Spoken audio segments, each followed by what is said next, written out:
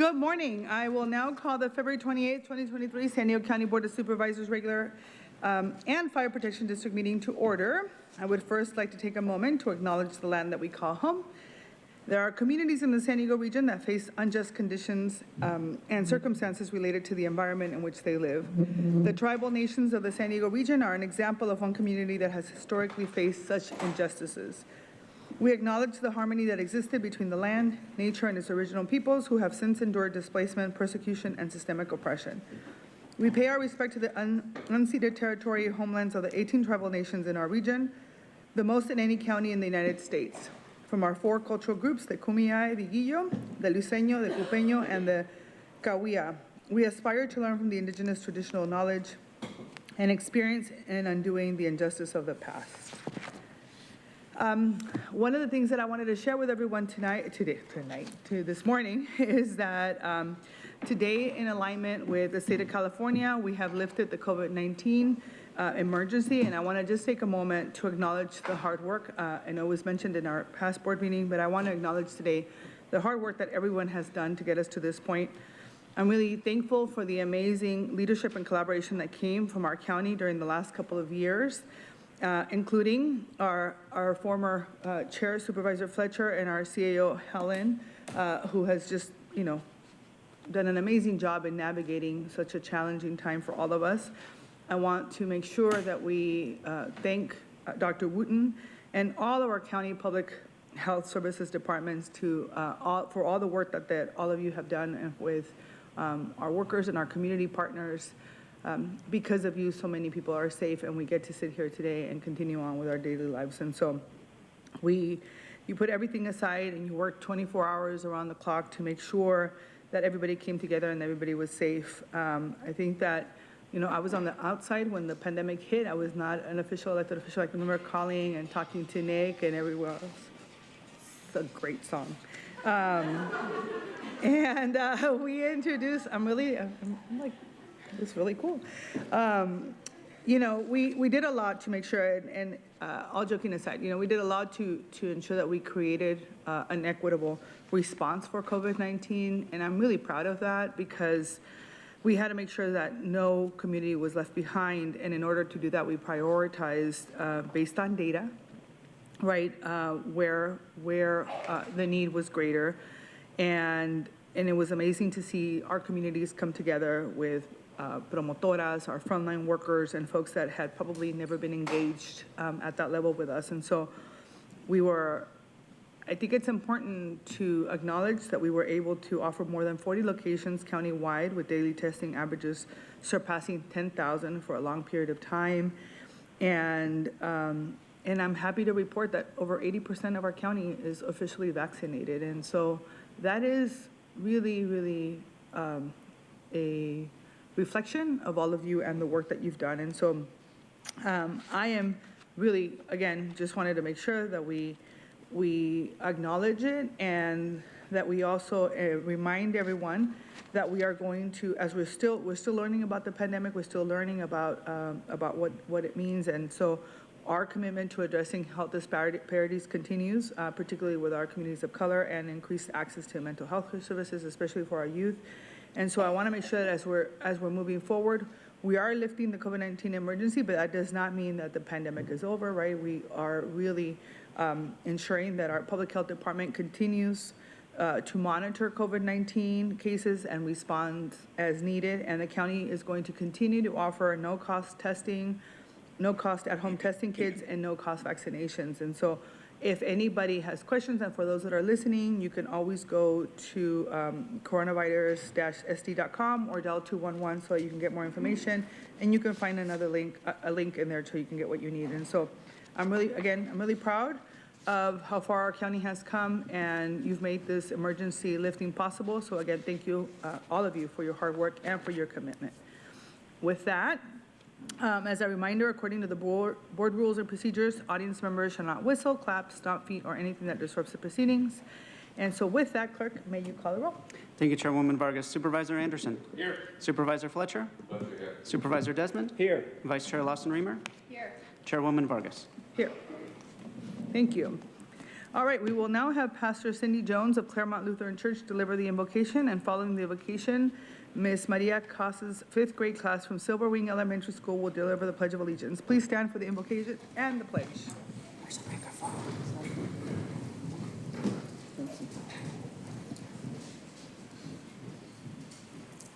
Let us pray. Dear God, we know that you are ever present. You are always with us. We know that our very lives are from your gracious love for us, the air we breathe, the water we drink. But today, we ask you, we invite you, we plead with you to join us in our deliberations. Be ever present and help us to remember that we are fearfully and wonderfully made in your image, one of love and compassion, generosity and wisdom. Give us a burning desire for your justice and mercy. Drive far from this place all anger, fear, greed, or anything else that is not from you, so that all that remains is your loving will for your people.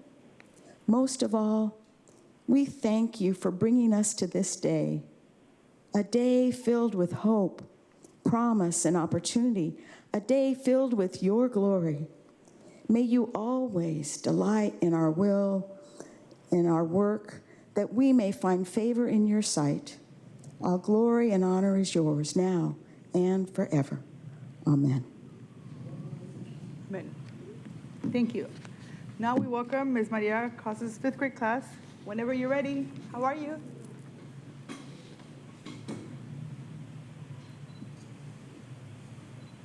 Can we hear? You can go ahead. Yes. Can you hear us? We can, hold on. We can't hear the line. Go ahead. No. 1 second, hold on.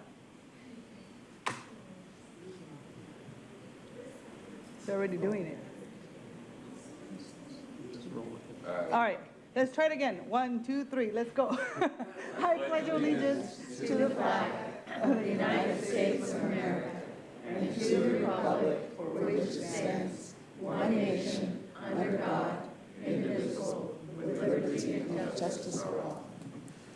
Thank you. I hope you have a great day at school. Thank you. So now we're going to proceed with our proclamations. I will be presenting the first proclamation honoring the Office of Border Health, and accepting the proclamation will be Alicia Espinosa and Dr. Elizabeth Hernandez.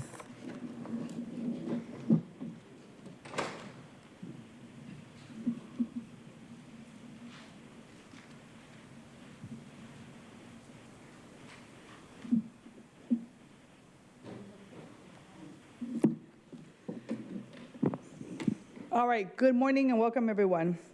Today I want to honor a very important department at the work of the County Office of Border Health that celebrates 30 years this month. Border Health is the area of public health that focuses on mobile populations and the communities they visit before, during, and after travel.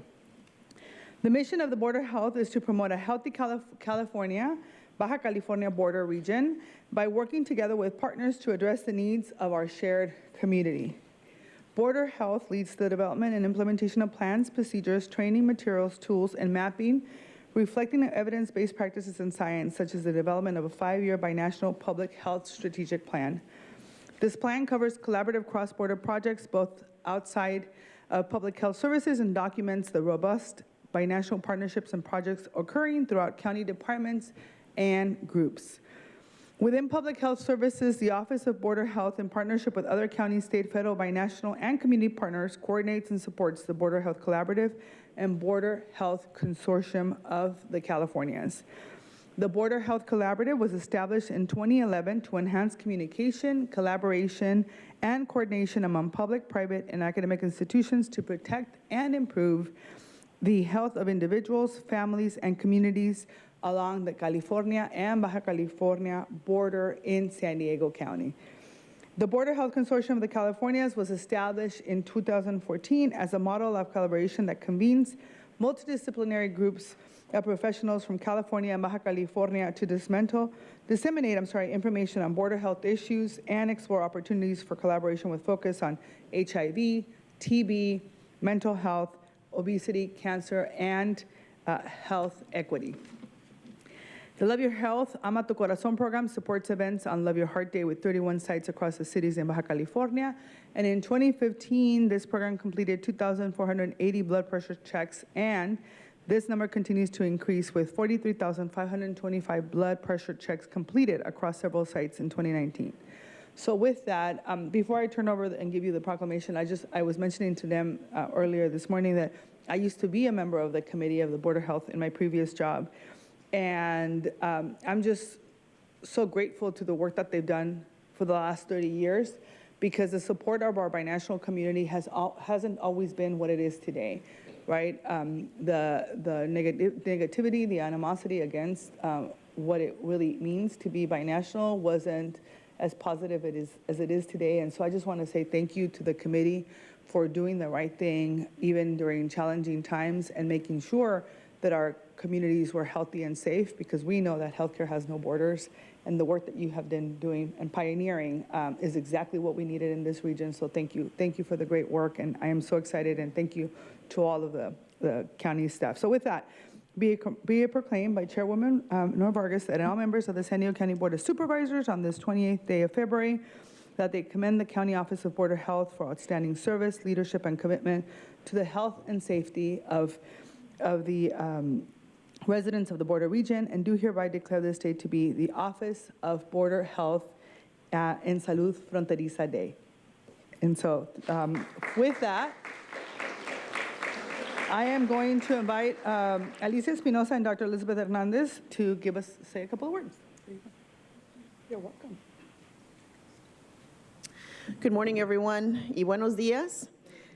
Thank you to Chairwoman Vargas for presenting the Office of Border Health with this proclamation and celebrating its 30-year anniversary. My name is Elizabeth Hernandez, and I'm the Director of Public Health Services. It's a privilege for me to be here to say a couple of words today on behalf of the Office of Border Health, and to be joined by some partners in our celebration today.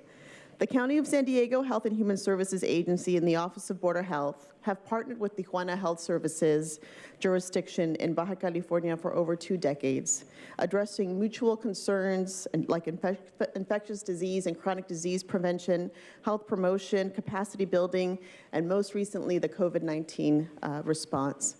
The Office of Border Health has also collaborated with the Mexican consulate over the years on binational Health Week activities. We've partnered with federal, state, and local partners for local and binational Love Your Heart events, like you've mentioned, Chairwoman, and various other border health projects. It's recognized that cross-border collaboration is essential to reach our mutual goals, to improve health outcomes in the Baja California border region, making us truly a region of one. We're extremely excited and committed to continuing collaborative efforts to promote healthy and resilient communities. And again, thank you for everyone for your support and collaboration to achieve these 30 years of partnership. We look forward to continuing the numerous binational collaborations. And I'd like to also welcome our Chief of Border Health, Alicia Espinosa. Gracias. Good morning, everyone. Estoy muy orgullosa y honrada de estar aquí y trabajando juntos a personas apasionadas, comprometidas y que comparten la misma visión para nuestra región de Baja California. I'm very excited and honored to be here, and while I am so grateful to accept this proclamation, I cannot do so without acknowledging my predecessors who have been instrumental in building relationships to date for the Office of Border Health. First, thank you to Lori Sidnini, who launched our office 30 years ago, and to Dr. Wooten, who has supported our Office of Border Health coordination of binational projects, as well as implementation of the Office of Border Health's audacious goal, which is a priority of our CAO. This includes collaborative cross-border projects like the Consortium of the Californias and the San Diego Border Health Collaborative. Special thanks to Justine Kozo, who has led our office for the last 10 years, and especially to Juan Olmeda, who has been with our office since the inception and continues to support our office. Another 2 key people are Dr. Chuck Matthews and Barbara Jimenez. Thank you for being constant advocates of binational efforts. Thank you to the Health and Human Services Agency leadership for the great ongoing support. And lastly, we appreciate our binational partners, the California Department of Public Health, Office of Binational Border Health, ICE Salud, the Mexican Consulate, the local universities, health centers, nonprofits, and other border health stakeholders for the passion, commitment, and joint efforts to promote a healthy and resilient and safe Baja California community. Thank you.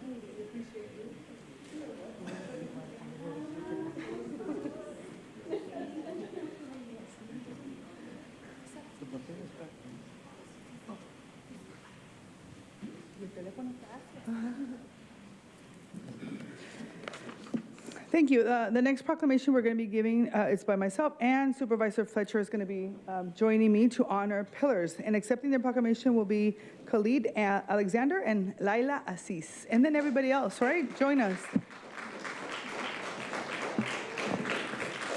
If you want to bring the other folks that are with you, you can all come up here if you want. But so I'm going to turn it over to Supervisor Fletcher first.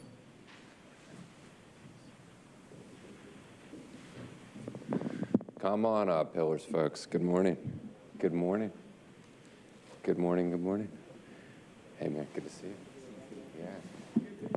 Good morning. Good morning. You know, it's a real honor for me to join Chair Vargas as we come together today to recognize and honor Pillars of the community. It's an organization located in southeastern San Diego, a vitally important part of my district, an area where Chair Vargas and I overlap and are adjacent in so many ways.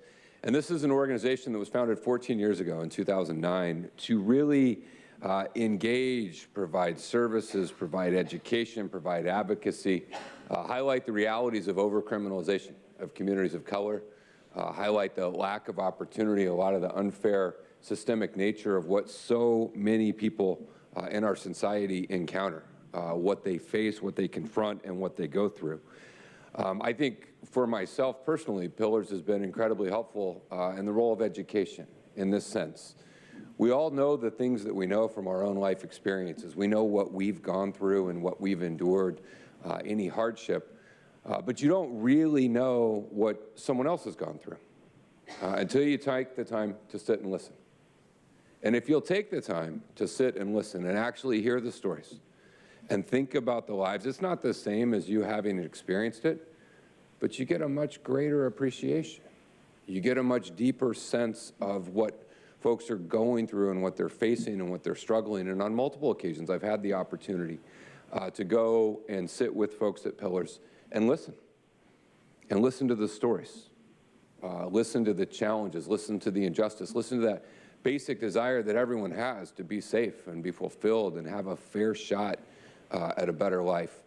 And there was a great line that said, you can't have the comfort of opinion without the discomfort of thought.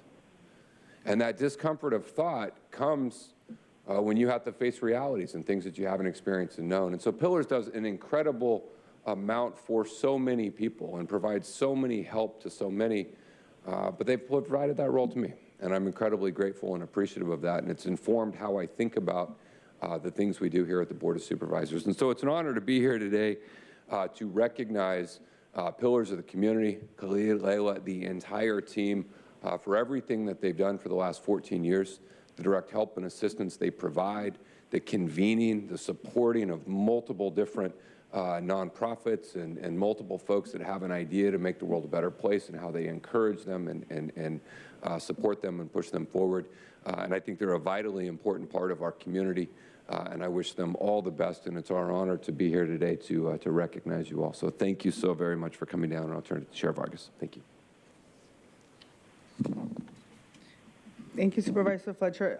With you, I am also very excited to honor Pillars of the Community today and really pay respect for the work that they've done in order to make sure that the lives of so many community members in the whole county of San Diego. I know that you are in District 4, but well, District 4 is district, but you know what I mean.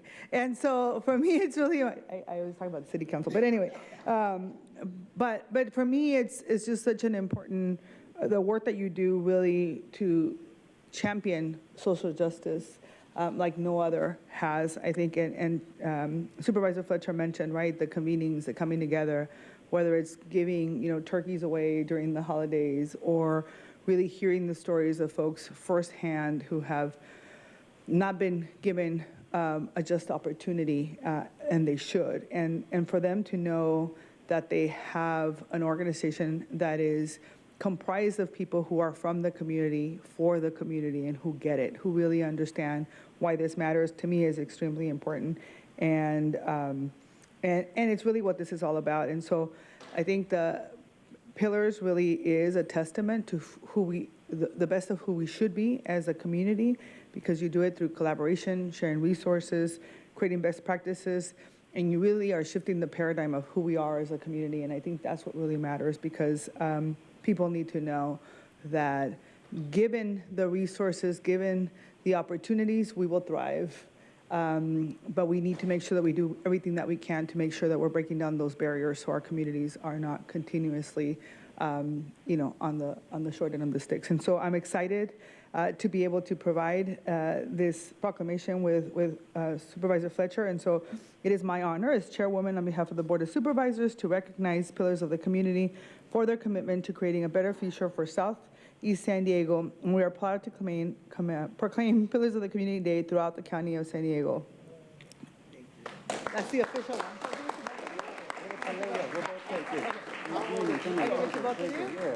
There you go. Hold it up for the camera so they can see how beautiful. Wait, you want to say something and then we're going to take pictures? Sure. Okay. I'll say something. I'll say that I'll even risk COVID for you all. That's how much I love everybody, even though it's over. I would like to say how difficult it is to accept awards and recognition like this. And the reason why I'm here speaking before you is because I lost the arm wrestling match with Layla Aziz. But the other reason why it's difficult is because we know how many people it takes in the community to actually stand up, to push back, and to fight to make sure that everybody has a chance. And we know how many people it takes in the community to bring attention to those people who have been most negatively impacted by law enforcement, by state laws, by local laws, and different types of things that have focused priority on putting human beings behind cages, on putting human beings under a gun, by giving certain people badges and guns that allow them to kill at the expense of those people who are suffering from the continued neglect of communities that need the most attention and need the most investment. So Pillars of the Community, we started because we recognized that the real pillars of the community were the people who inside of the community who, despite the trauma that they had undergone from communal violence, despite the trauma that they had underwent from mass incarceration, despite the trauma they had experienced because of the neglect of those communities, that those people are really the pillars, that those people are really the pillars of the community that hold all of us up and that enable us to have a society that is respectful, that is a society that is beautiful, and the society recognizes that even those who the country and the world and elected officials and other people will dismiss and neglect and say that they're not worthy, that those people are actually the ones who are worthy to be accepting this award. So today we're going to be accepting this award on behalf of all of those people, on not just the organization of Pillars of the Community, although funders hit a brother up, But on behalf of all of the true pillars in the community who every day are out there, who are working and making sure that our communities are the beautiful places that we all love and respect, Supervisor Vargas, I'd like to thank you. There you go. I'd like to thank you for recognizing us. Supervisor Fletcher making a trip and meeting with local gang members, formerly incarcerated people, and listening to their story. Supervisor Lawson Reamer, I know, has been doing a lot of work and kind of leading some of the efforts towards reimagining law enforcement and incarceration and coming up with alternatives to it. And all of the Board of Supervisors, who I know, regardless of which stances you take or whatever, actually care for the best of the communities that we all come from. And I'd like to thank all of the staff members who we know none of this would be able to happen if it wasn't actually for the boots on the ground of the staff that are there. So everybody in this room, we love you. Thank you so much. Assalamu alaikum, and peace be upon everybody.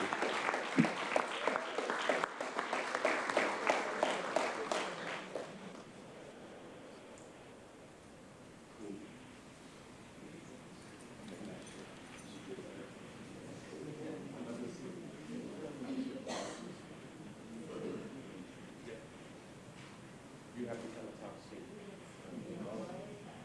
We're only used to selfies, not pictures like this. So we're gonna take a while.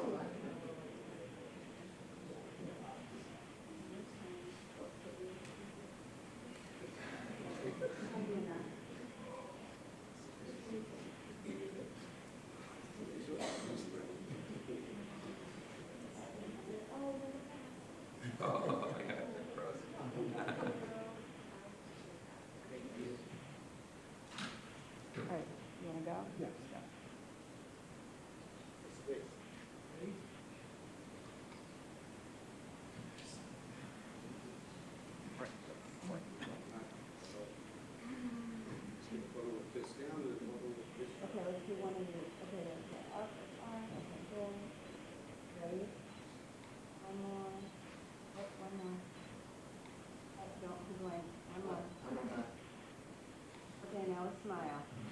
Okay, good. One more smile. Good, ready. Beautiful. Thank you. Wait, sorry. I'm sorry, y'all. I'm sorry. Una, dos, y tres. Make it the fist up again? Yeah. Thank you. Thank you. Ana Laura.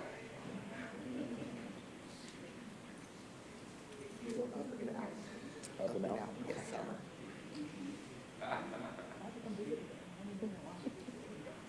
I know. They don't let me out. They make me do a lot of meetings. All right. The next proclamation will be given by Vice Chair Lawson Reamer, honoring Christian Russell. Accepting the proclamation will be, do you want to just do yours? Yeah. I'm going to go ahead and have Supervisor Fletcher do. So let me do the next proclamation be given by Supervisor Fletcher, honoring the Black Resource Center at the San Diego State University, and accepting the proclamation will be Dr. Brandon Gamble. Come on up, San Diego State folks. Good morning.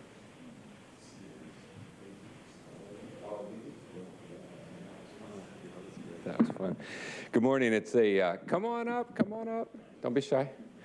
It's a great honor to recognize San Diego State University's Black Resource Center. Today we are here. We have Dr. Brandon Gamble and crew, his remarkable team, which really furthers the mission of SDSU's Black Resource Center, also known as BRC. They strive to promote Black excellence, provide a safe and welcoming environment where students, staff, and faculty can congregate, collaborate, and cultivate a unified community. They promote intellectual exploration and academic achievement through educational, scholarship, research initiatives, professional and career development, and service opportunities. The BRC has been an ongoing series of student success programs, rich dialogues that focus on issues of social justice, and racial equity. Their Henrietta Goodwin Scholars Program, named after the first African-American student to graduate from SDSU, seeks to support student success through academic programming, design, and to facilitate their transition in, through, and out of San Diego State University. The BRC also strives to care for the whole student. They dedicate their resources to addressing the intellectual, mental, spiritual, and physical needs for Black student community and innovatively equipping them with critical skills needed to achieve academic and personal success within and beyond the campus. Each week during Black History Month, we have highlighted an impactful community leader or organization or entity in District 4, and it's a great honor to be here to recognize this incredible group. We are here today, and we get to recognize SDSU Henrietta Goodwin Scholar, Mirab Kassé, a second-year film student, committed to serving underprivileged K-12 youth with tutoring services in her community through the local nonprofit Dreams and Duquettes. She is a testament to the great work that BRC does and on track to be one of our county's finest global citizens. And so it is my honor to recognize you here today and be it proclaimed by Chair Nora Vargas and all members of the Board of Supervisors this 28th day of February. We commend the Black Resource Center at San Diego State University for outstanding service, leadership, and commitment to the community, and do hereby declare this day to be Black Resource Center at San Diego State University Day throughout our county. Congratulations and thank you.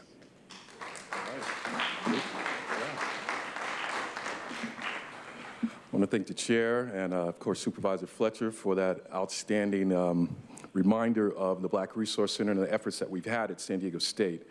As the director, I get to carry forward the dreams and hopes of many of our students, definitely as an alum of San Diego State and partly my parents as well, alum. We carry forward this tradition of educators, but also folks who make a difference in the county of San Diego, but throughout the world. Really, we teach folks to go out there and do great things. So we're excited about our students. We're excited about our leaders. Definitely Dr. Tanika Green, who's Associate Vice President, who's in charge of the Black Resource Center, and also our faculty scholar who works with our Henrietta Goodwin Scholars. So what that means is about half of our Black freshmen come through a program that encourages them to be leaders. And so just a shout out to our Associated Students President, Shaki Moore, who was also a part of the Henrietta Goodwin Scholars programs, because we develop leaders. So if folks are asking, what are y'all doing over there at the Black Resource Center? Let them know we're developing leaders. We're ready for the next generation. Thank you for your time.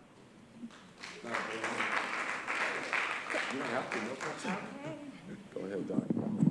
When the man says speak, you have to say a little something. Hi, everyone. My name is Dr. Stewart. I am the Henrietta Goodwin Scholars Program Director. And Marib is not here with us today. She is in midterms.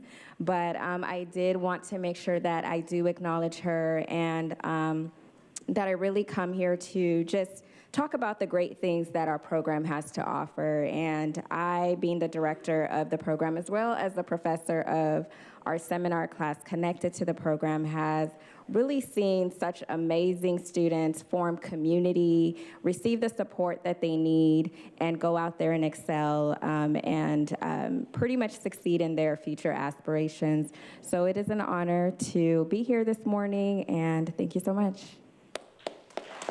All right, come on, let's take a picture.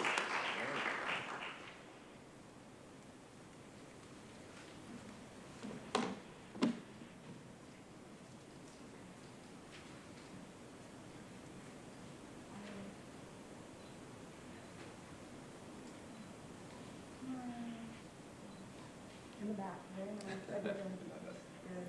You too, yeah, one more. Okay, thank you.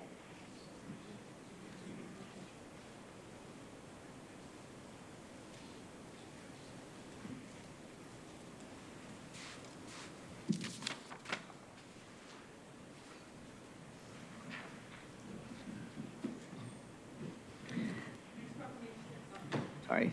The next proclamation is by Vice Chair Tara Lasso-Remer honoring Christian Russell. We talk a lot about uplifting and connecting people to resources, and today I am honored to recognize an individual who is doing such work. Christiana Russell's commitment to advancing the cause of BIPOC communities extends beyond her work as an advocate and educator. She's also been instrumental in working with government entities in Washington, D.C. and locally to advocate for BIPOC nonprofits, small business owners, and founders to ensure they have access to federal grants and support to build their networks. One of her main goals has been to increase access to funding and resources for BIPOC organizations and businesses. She has worked to bring awareness to the issue of financial inequality and has met with government officials to advocate for policies that support BIPOC communities. Her efforts have led to more funding opportunities and resources for BIPOC organizations, which has helped them to grow and thrive. Over $1 million was secured to assist BIPOC founders with resources, services, and access to funding to grow and scale their businesses, and almost $300,000 secured for BIPOC nonprofits to continue working on their efforts in the San Diego community. She has also been instrumental in building networks of support for BIPOC nonprofits and small business owners. Through her work with various community organizations, she's connected entrepreneurs with mentors, investors, and other resources to help them establish and grow. Her efforts have created a vibrant and supportive network that has helped many BIPOC individuals to succeed as partners and startups to advance from ideation to pre-seed and Series A funding. She has recently taken on the role of program coordinator for UCSD Talent Foundry, working with underrepresented founders to ensure they have equitable access to startup resources. She firmly believes that creating a safe and supportive community is vital to sustaining underrepresented founders in the present and the future. So whereas the County of San Diego is committed to recognizing and honoring individuals and organizations that are noteworthy and exemplary, and Christiana Russell is one such individual, now therefore be it proclaimed by Chairwoman Vargas and all the members of the San Diego County Board of Supervisors that they commend Christiana Russell for their years of outstanding service, leadership, and commitment to uplifting the lives of San Diego County families and residents, and do hereby declare the 20th day of February 2023 to be Christiana Russell Day throughout San Diego County.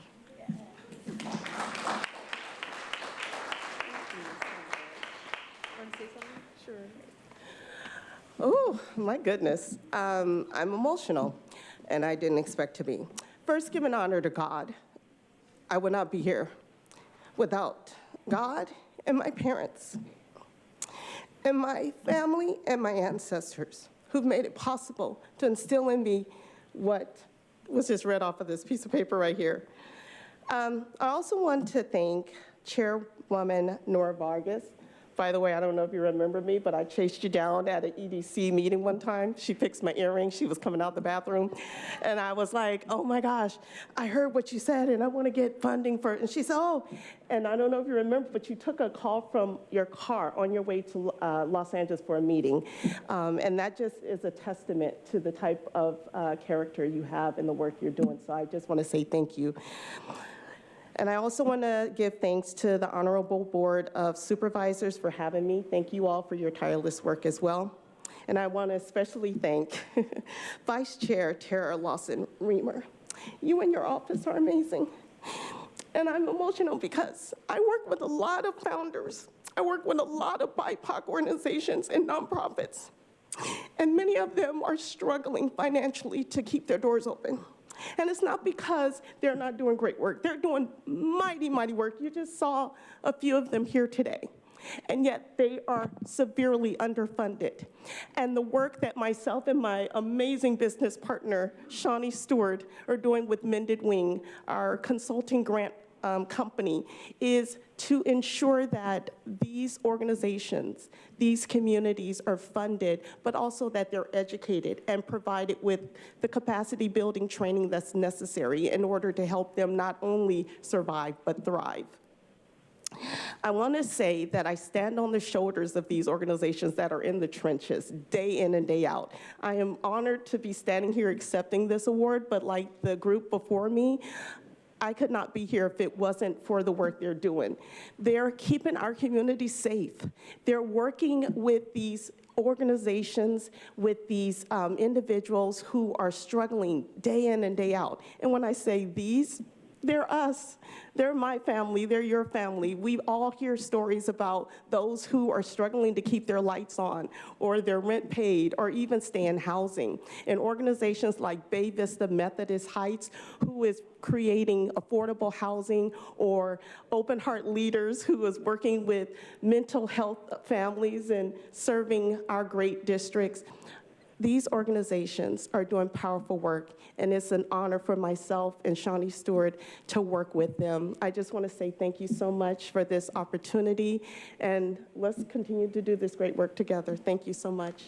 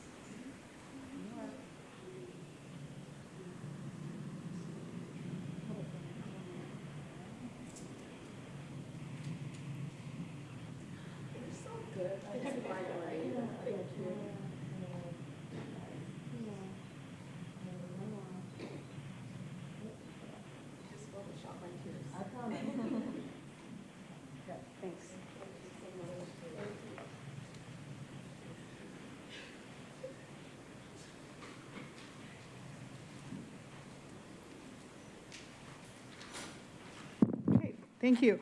And it's wonderful to see you. The final proclamation will be given by Supervisor Desmond honoring Blake Steinke. Accepting the proclamation will be Blake. Supervisor Desmond?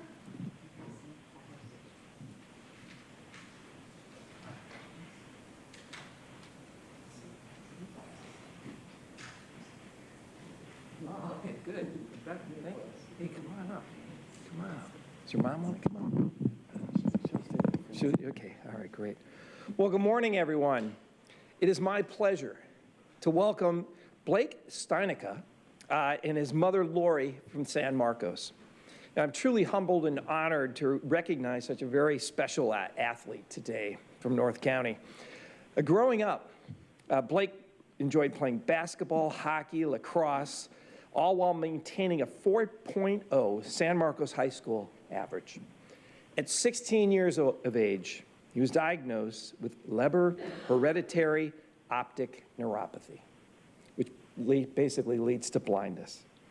So despite this life-changing diagnosis, Blake forged a successful career as a student athlete, leaning on his faith, and he graduated magna cum laude from Cal State University, San Marcos. Blake is now leading the way as a member of the U.S. blind hockey team, which trains twice a week at Icetown in Carlsbad.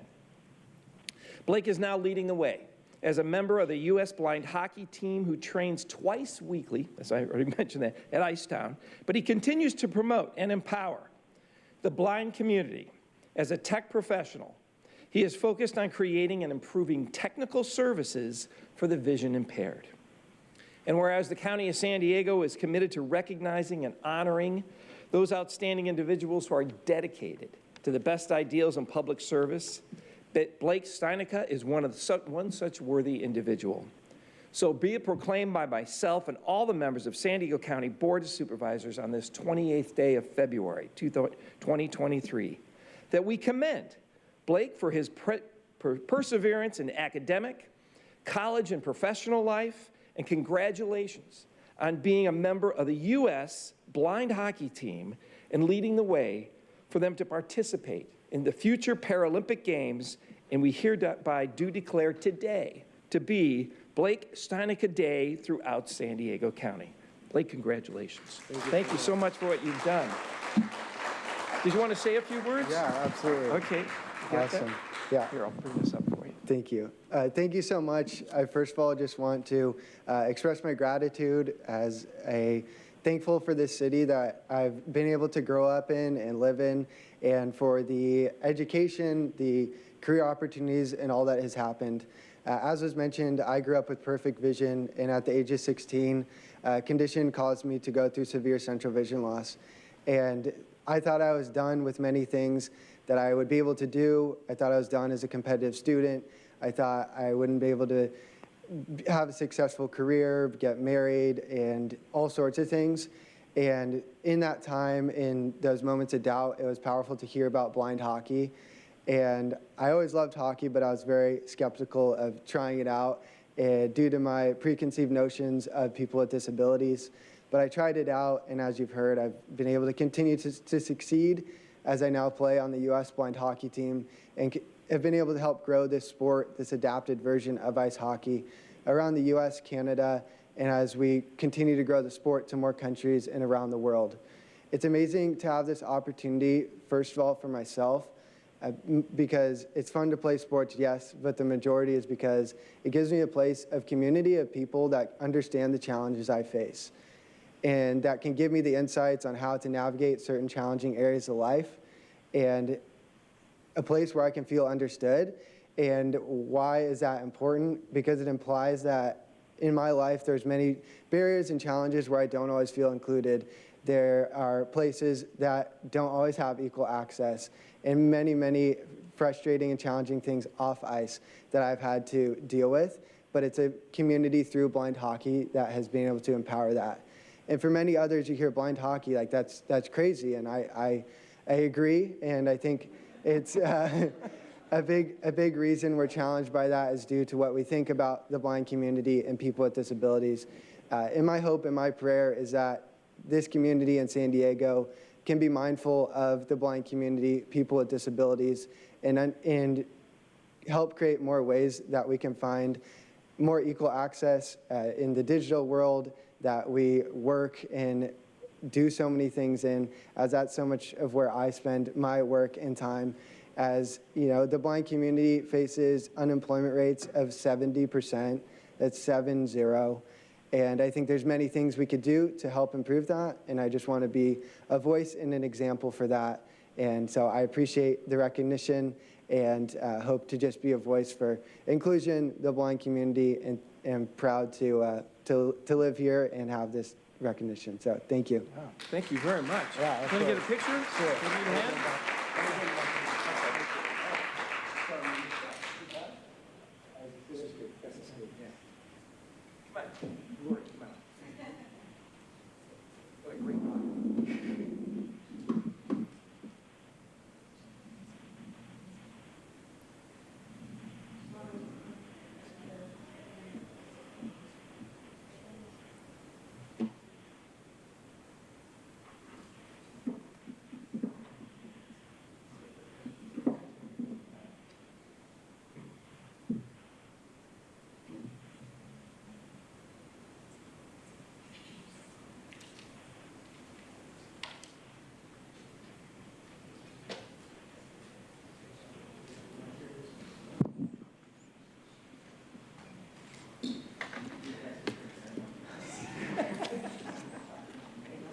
I just wanted to say one more thing. I mean, it's when we hear from people like Blake and all that that they have to go through, and we think about our own challenges in life, and then to have somebody who go through this, it's really great to hear from him and how he's finding the courage inside to help himself, but also to help others with this journey as well. So as a former mayor of San Marcos, I think Blake would make a next great mayor of San Marcos as well. He's a person with courage, facing his difficulties, and doing a great job of it. Thank you so much, Blake.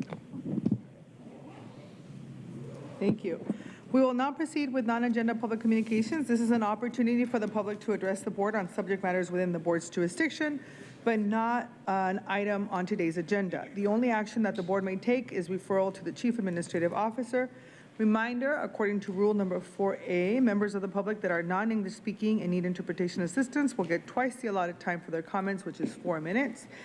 To better facilitate the meeting, we will have 5 speakers in person, 5 speakers via phone, and the rest of will go to non-agenda public communication. Will be heard at the close of today's meeting. Clerk, can you call the speakers, please? Thank you, Chairwoman Vargas. We have 21 requests to speak on matters not listed on the agenda, 8 individuals in person, and 13 requesting to speak by phone. For those that requested to speak by phone, please dial into the conference line now using the instructions that were provided to you. We'll begin with the in-person speakers. As the chairwoman indicated, we'll be hearing from the first 5 speakers. As your name is called, please come forward and stand against the east wall under the murals until it is your turn to speak. You'll have 2 minutes to address the board, and I'll ask you to please state your name for the audio record. I'd like to invite forward Krista Debutchery, Mark, Bryant Rumbaugh, Gavin Bauma, and Catherine Rhodes.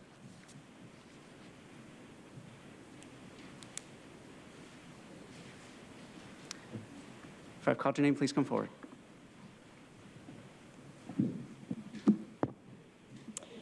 Chair Vargas, Supervisors, good morning. My name is Krista Debutchery, and I'm a member of SEIU 221. I'm here to talk about telework and the Government Without Walls initiative. I have a great job. I work for the San Diego County Primary Public Defender's Office under the direction of Public Defender Randy Mize and Deputy Public Defender Kate Brainer. At the Public Defender, I work to defend San Diego citizens from government overreach and fight for the rights and liberty of our citizenry. It's an incredible mission.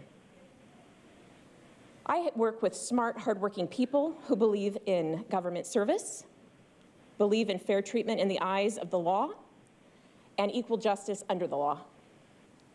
And we want to build our department into the best in the nation.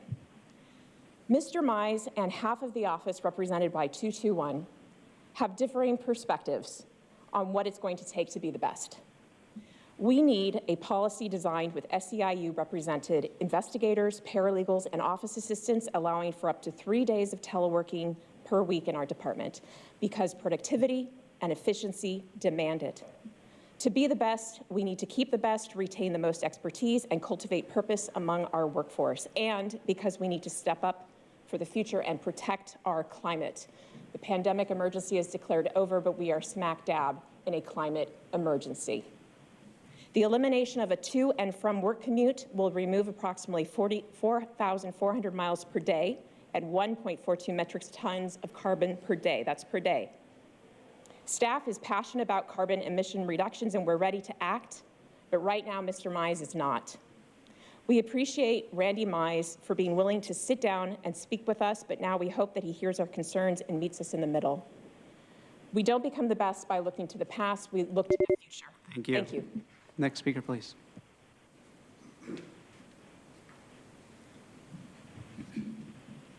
Hello, Supervisors. My name is Gavin Boma, and I'm here to speak about the Government Without Walls Public Defender Telecommunication Proposal. I'm an investigator at the Public Defender's Office and a member of our union, SEIU 221. At the Public Defender, we want to take care of each other and the community as a whole. And as county employees, we hope to assist the county in meeting its climate action plan. With the changing climate, marginalized and impoverished communities will be impacted the most. These are the communities we at the Public Defender serve, and we have a moral obligation to them and to ourselves to offset a future climate disaster. Telework is still work, and the elimination of an office commute en masse is an extremely substantial investment in San Diego County and its marginalized communities. Every single commute we can eliminate counts. We're calling on the department to implement a telework policy that is better suited to meet the needs of both the county and the workers, allowing for up to 3 days of telework a week. We have collected more than 150 signatures from my coworkers and fellow union members supporting this proposal. A copy of this petition will be provided to a clerk, and we appreciate our department head, Randy Mize, for being willing to sit down with us, but we ask that he hears our concerns and meets us in the middle. Right now, with action, we have an opportunity to impact the future climate for good. Let's not miss this opportunity. With a green light on telecommuting, our staff can help act to cut emissions immediately. Supervisors, please encourage Mr. Mize to act to help the county meet its climate action plans. Thank you for your time. Thank you. Next speaker, please.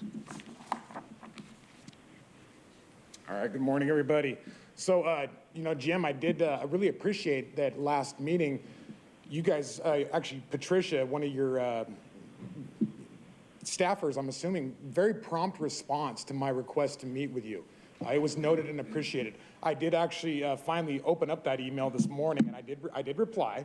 Well, it's okay, man. I bloody knuckles and underpaid scars, bro. You know what I'm saying? I mean, just like I showed you in the elevator. I'm a busy guy.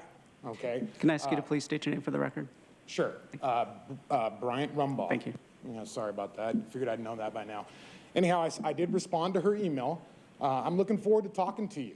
I was going to read it, but it's really just beneficial to. I think we can learn a lot from each other. I told her I could learn from your wisdom. You've been a politician now for quite some time, city of or San Marcos, all that good stuff. And I would assume that at this point you know how the game is played. Okay, when I say that, I'm simply just saying this current system with the unengaged populace, the unengaged citizenry, and I'm going to help you improve that. We definitely have a foundation in this country, but we all need to kind of recognize what it is that really the opportunity that was presented to us. And when things go down, honestly, like what happened here on the 15th of November, I'm sure you guys are all sick of hearing about it. I'm talking about the assault that occurred where Audra's constitutional, God-given rights were pretty much tossed away. That is not how this country operates. I do hope those little QR codes may have been helpful. I did also throw in a little bit of a constitutional educational opportunity. Everybody can learn from it. I am going to be giving this to Deputy Gonzalez, 0283. My intention is to simply have him really understand and hopefully apologize to her. Thank you. Next speaker, please. Next speaker, please.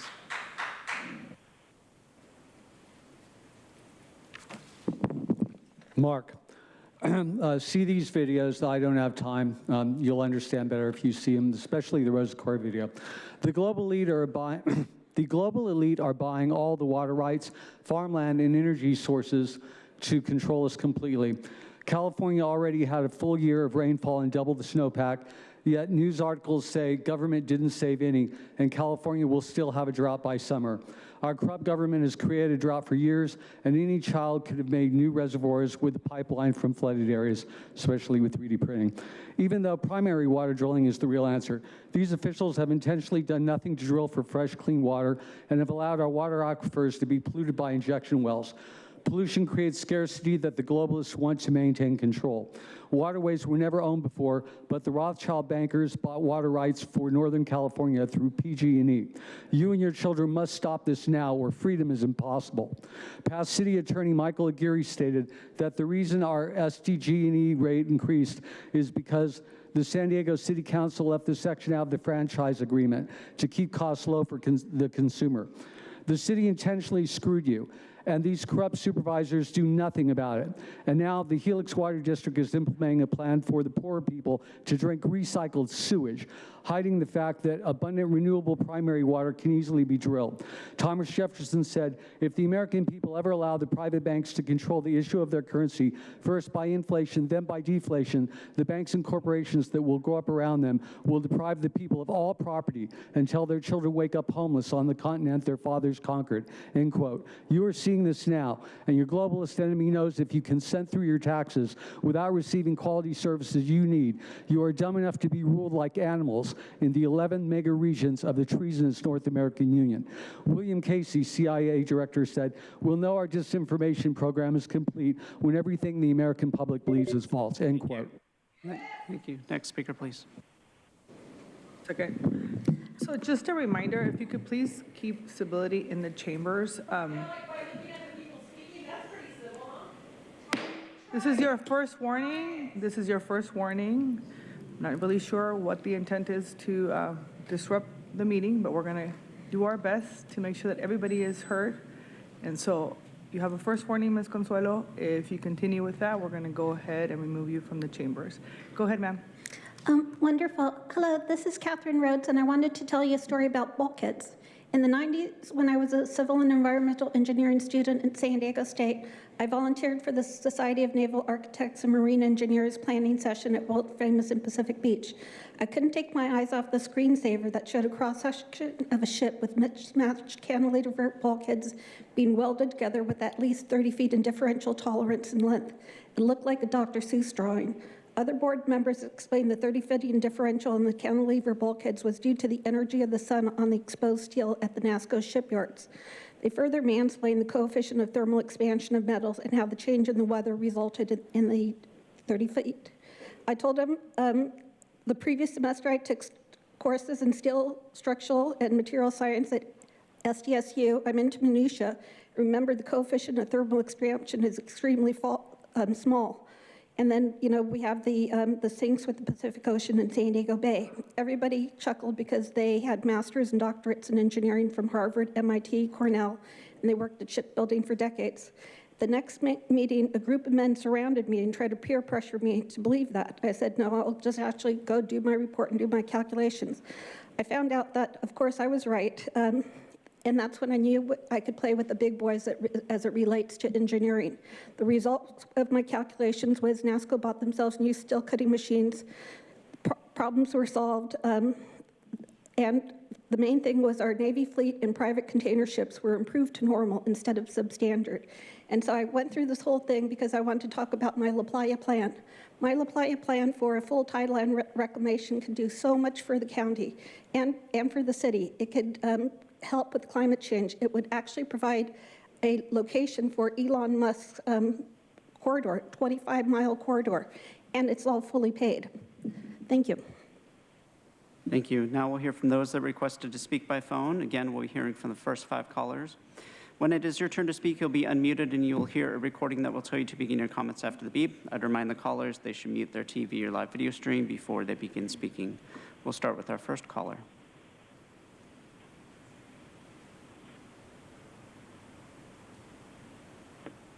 Kevin Stevenson. So I've been scrolling on Twitter lately, and I tend to notice a lot of tweets from a guy that I don't even follow, a Mr. Supervisor Jim Desmond. So Jim has spent a lot of his time lately tweeting about Sandag, and I just want to share some thoughts on it. I am already exhausted from this Republican Party operation to discredit and smear Sandag in every which way. Like, yeah, Sandag has problems, but not the problems that right-wingers are talking about. Let's get some facts straight. No, Sandag is not going to tax people out of their cars. For one thing, the mileage tax, if it's ever implemented to begin with, is not going to be implemented till at least 2030. And second, this tax is not going to go into effect at the same time as the gas tax. The point of the mileage tax is to replace the gas. The point of the mileage tax is to replace the gas tax once more cars are running on electricity. But, you know, Jim's been spending all his time insisting that no one in San Diego County wants to use mass public transit, and his buddies like my mayor Dane White, El Cajon's mayor Bill Wells are sharing the same lie when, Jim, the majority of people that you talk to are wealthy and they live in rural areas, and they're not representative of the majority of San Diego County residents. And instead, you're wasting your time going on Twitter and hitting up Elon Musk, and you want him to come to San Diego County and bring you. We'll now hear from the next caller.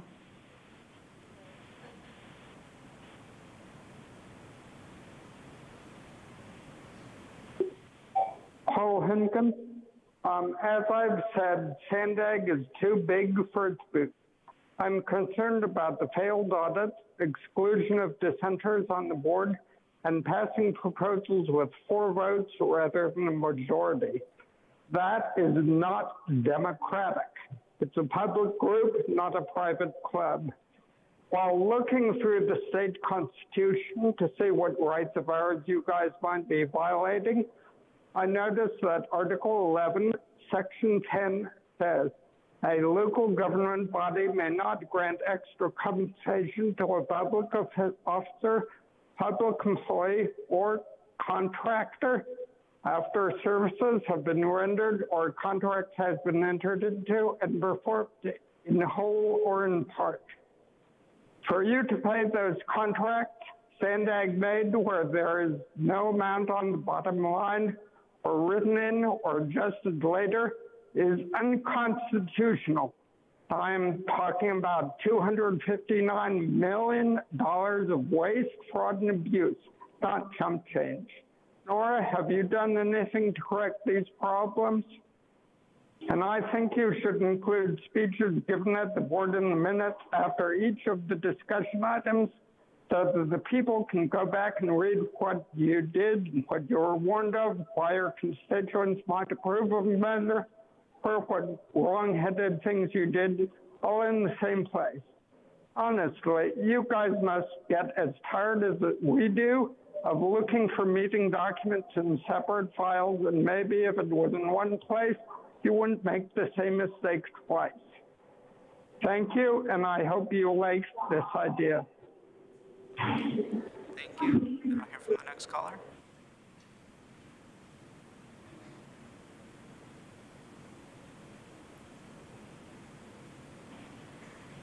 Good day, Supervisors. This is Mike Barolo calling.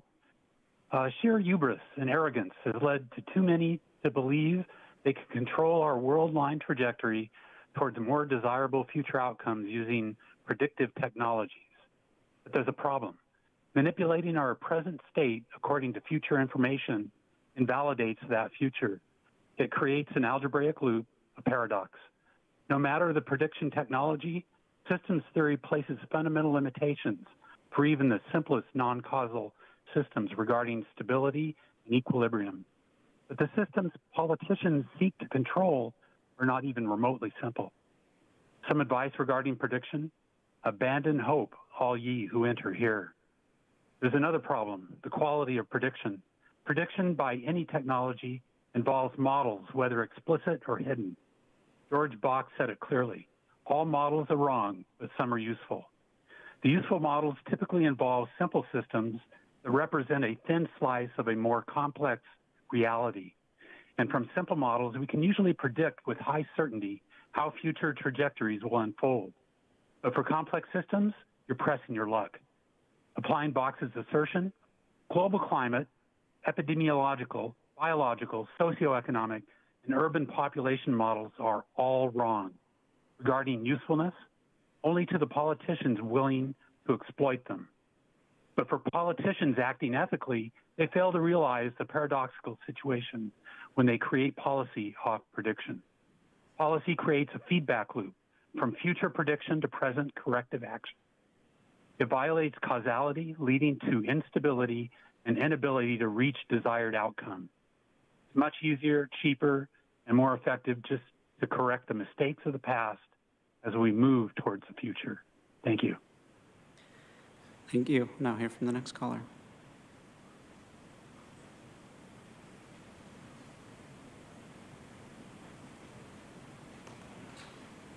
Good morning, Board of Supervisors. Nora Vargas, Chair. My name is Terry Ann Skelly. I'm a parent of 3 adult sons. I work on good public health policies and land use decisions at my county planning group. I am here to share a recent resolution from National Institutes of Health, NIH, that are providing research funding for the treatment of marijuana use disorders. As the American Medical Association has noted, and I quote, there is no effective medication for treating dependence on cannabis, and it is well known that the use of cannabis can lead to addiction, end quote. It has become increasingly clear to the medical and research community, something that parents have known for a decade, that the youth population is particularly vulnerable to the addictive nature of marijuana products with their high THC content, and are equally vulnerable to the predatory advertising and promotion of smoking and vaping. Marijuana storefronts near where youth congregate, play, worship, study is not the best interest of youth ever. Now is not the time to bring more unwanted marijuana storefronts to our unincorporated communities. Let's give our kids the support they need to journey into adulthood without addiction to smoking or vaping marijuana or tobacco. Thank you for hearing my concerns this morning. Thank you. We'll now hear from the final caller this morning.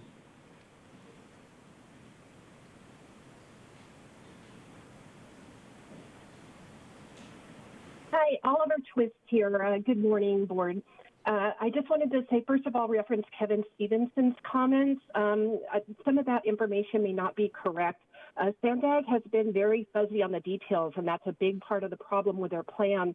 But as far as the state road usage charge, I've written to them directly, and they have told me that they will be at the same time, and it will be up to the consumer to have to submit a reimbursement request to the third-party platform.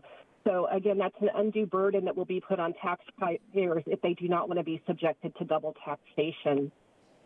Now I'm asking you also to show a split screen during times of public comment so that there is an archival record, both of the speaker as well as you up on the dais. The public deserves to know whether their representatives are engaged in paying attention to our concerns or are instead on their phones the entire time.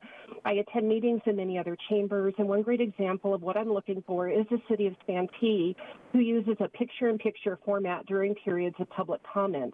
I encourage you to check their videos out and then incorporate that display style into your broadcast. Please commit to far better transparency so the public may use it as an important metric to help you assess job performance. Lastly, I again urge you to bring back clapping. The City of Encinitas just did so after a 2-year ban on our critical feedback mechanism, an absolute First Amendment right. I am asking you to do the same.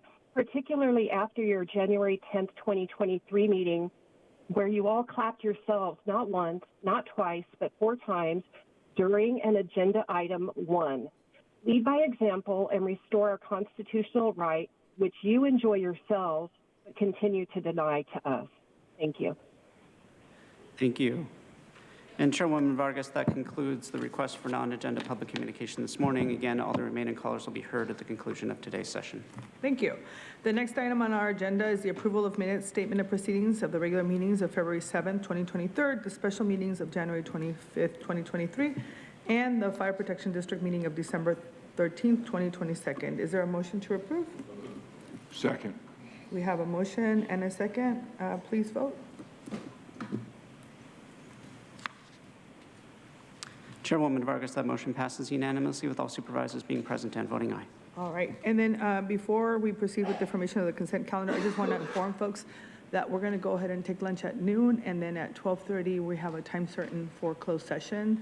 There's some items that we have to address, and so I want to make sure that everybody, particularly those that are going to be speaking on items, can plan accordingly, because I don't want folks to be having to wait and stuff. So I wanted to give you that heads up.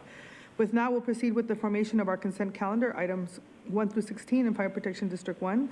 Members of the public will be able to comment on the consent calendar after the supervisors pull the items they would like to discuss. But first, let me turn it over to our clerk. Thank you, Chairwoman Vargas. I'd like to note for the record that for item 2, staff is recommending minor changes to the proposed ordinance. I'll detail those. In sections 96.1.005 and 96.1.112.4 of attachments D, E, F, and G, the term county fire code is changed to fire code. And in section 96.1.004, subdivision B is changed to read, all other fire code enforcement responsibilities shall be by the fire chief or his or her duly authorized representative for each fire protection district. With those corrections noted in the record, this item may remain a consent. Also note that item 10 is being withdrawn at the request of the Chief Administrative Officer. And the consent calendar will include the items on the Fire Protection District, item 1. Okay, thank you very much. Supervisor Anderson? I have no changes at this time. Thank you. Thank you. Supervisor Fletcher, comments or changes? No changes, no items. I'll make a motion to approve. Thank you. Supervisor Desmond? Yes, thank you, Chair. I just have a clarification I'd like to have made on item 5. I support this for exploring solutions for homelessness, and however, I have a question on the recommendation 1 is to review and incorporate relevant portions of the all-in federal strategic plan. But in 1A, it says to bring back a list of properties, to the board that might be useful for solving homelessness. I'm just curious. I want to make sure that this comes back to the board prior to any incorporation of any relevant portions of all in.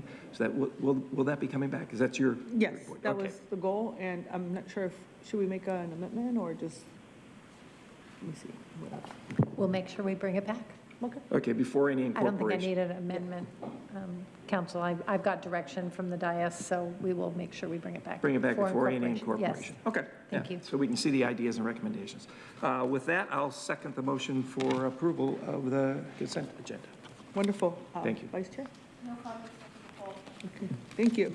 And so I don't, the only item I wanted to really highlight today is this item number 5, and just so emphasize that I think all of you know that earlier this year, the Biden administration released their federal strategy to reduce homelessness and really focus on increasing housing demands. And so this item really allows us the opportunity to really think about authentic collaboration and with the different jurisdictions and to really work together to identify opportunities for all of us to work together. I also want to make sure that we emphasize the importance that it's going to take all 18 cities working together with the county and unincorporated areas in our tribal communities to make sure that we no longer are working in silos and that we continue to work together to be effective in ensuring that our unhoused populations actually have solutions. And so I think this holistic approach is going to help us as we try to achieve our ultimate goal, which is to really find ways of ensuring that everybody is housed in San Diego. So with that, we have a motion and a second. Please vote. Oh, I'm sorry, we need public speakers. Thank you, Chairwoman Vargas. We have 18 total requests to speak on items on the consent calendar, 6 in person and 12 requesting to speak by phone. As a reminder for the public, item 10 is being withdrawn. Any members of the public that requested to speak on items on the consent calendar by phone, please dial into the conference line now using the instructions that were provided to you. We'll begin with the in-person speakers, starting with the individuals in favor, followed by those in opposition. As your name is called, please come forward and stand against the east wall under the murals until it is your turn to speak. I'd like to invite forward Catherine Rhodes, followed by Pam, Mark, Audra, Consuelo, and Paul Henkin. If I've called your name, please come forward. I'll also ask you to please state which agenda item you are speaking on as part of your comments. Again, you'll have 2 minutes to address the board, and please state your name for the record. Wonderful. Hello, this is Catherine Rhodes, and this is on number 5 and then on number 16, both dealing with homeless. The solution to downtown homeless is the annual $32 million in former redevelopment agency, successor agency, RPTTF, pass-through payments from the 1992 Agreement for Cooperation. Prior to redevelopment ending, I used to go to City Council and discuss how they were stealing the 20% affordable housing fund, not building an affordable housing. The only other person who knew CCDC was shady and hiding cash was Lorena Gonzalez. She would discuss how CCDC lied to the unions and strung them along in bad faith. She would actually understand how to use that $16 billion in your periodic financial reports so that we could have a whole bunch of union jobs and actually build affordable housing. There's so much cash sitting there. So anyway, in 2010, when the CCD plan was amended and the cap was raised, the amendment would change the set-aside from 20 to 30% and then have it directed toward the very poor and low-income homeless. However, CCDC and the mayor claim that's not true. We didn't get our extra 10%. I went to then Assemblymember Fletcher and asked him to fix the problem. He said it wasn't his job. When redevelopment ended in 2011, but now you guys started to fix it. Great news. You got $25 million in RPTTF for your Behavioral Health Impact Fund. That was huge. But there's so much more money. There's $400 million in the HUD OIG audit debt repayment to community development block grant. There's the 1992 Agreement for Cooperation. We could fix this. The main reason why I'm coming to you today, and for you to actually do something to help the poor, it's insane. It's been raining all this time. You guys didn't do anything. You just let the city of San Diego say no to you, and then, you didn't do anything. So anyway, I would like you guys to get $300,000, $300,000, so we could keep the Neil Good Day Center open on weekends. Please do that. That's the least you can do. Thank you. Thank you. Next speaker, please. Good job, Jim. Mark, these are not Democrat or Republican, and they are directly applicable, especially to the homeless. They don't give us time, so please see these YouTube videos to understand. Rosa Corey, that's the third video, retired district branch chief for the California Department of Transportation. She was a litigation support person and expert witness in land use and property valuation. She knows the Agenda 21 planning revolution in 2002. Their goal is to inventory and control all land, all water, all minerals, all plants. This is directly applicable. Yeah, the homeless. This is directly applicable. Okay, all minerals, all plants, all animals, all construction, all information, all energy, all means of production, and all human beings in the world. It is a totally comprehensive plan. It is a transition from representative government to government by unelected boards and commissions. A good example is Sandag, good job, Jim, which did not exist when I was young and should not exist now. So let's see, on agenda item 2, basically you want to get rid of combustible vegetation, dead, dying, or diseased trees, green waste on people's property. This would, people wouldn't even be allowed to have a compost pile or wood for their fireplace, according to this ordinance. This is absolutely absurd and just a different encroachment on private property ownership people have enjoyed forever. 5, the homeless, I've talked about it many, many times. For $12 million, they could have solved the homeless problem years ago. Your corporation doesn't want to solve it. It's making a ton of money. You could have 10 by 10s. I've already discussed that. 6, what if the poor disadvantaged people are white? 9, promoting government transparency. This is a Delphi technique. You guys don't care what we say. You should publicly broadcast the citizens' complaints on the news, but you won't. Community enhancement. I'm out of time. Thank you. Next speaker, please.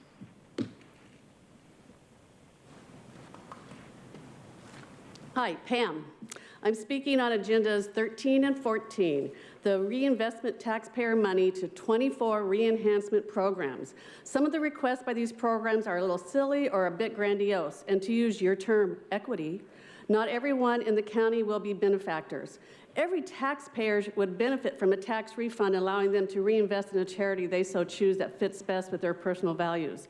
There are 5 organizations of concern in our request a no to granting them this money. They have multiple donors, including SDG&E. This includes Reuben H. Fleet Science Center, Grid Alternatives San Diego, Feeding San Diego, Oasis San Diego. They all have donors of banks, grocery stores, and again, utility companies, including SDG&E. I also say no to the United Way of San Diego County to support the Read Across America to provide books.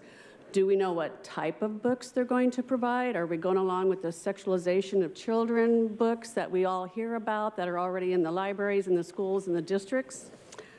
And finally, all 25 programs, as I said, have fundraising activities and donors. And is there accountability of that the money is being used for the need that they specify? Thank you. Next speaker, please. Hello, Paul Henkin. The hiring of foreign deputy sheriffs and peace officers buried in the compensation ordinance is not right and should be rejected. It may cause an international incident, may result in due process issues because foreign hires may think guilty until proven innocent instead of innocent until proven guilty. If the officer commits a crime, it may be harder to prosecute, especially if the deputy flees to another country, which would subject you to more legal fees and personal liability. It will be harder to do a background check, translate foreign learning or legal standards into California standards, such as educational levels. Documents like birth or marriage certificate and schools or work history may be harder to find, and a foreign deputy should have more than an 8-hour shift experience of life in this state. You are in charge of this county. What that kook Newsom does is his business. Don't let his actions ruin our county. Please remove peace officers from Administrative Code Section 81. And by the way, should we ever go to war with, say, Mexico, this would definitely count as treason. And shame on you for burying an item concerning police hiring and foreign relations in the consent calendar, and then an item named compensation ordinance, Helen. My time's almost out. The equity statement hints that there are too many whites, educated, and older people on the county boards and commissions. So why do you keep appointing them? Anyway, thank you for listening. Thank you. Next speaker, please.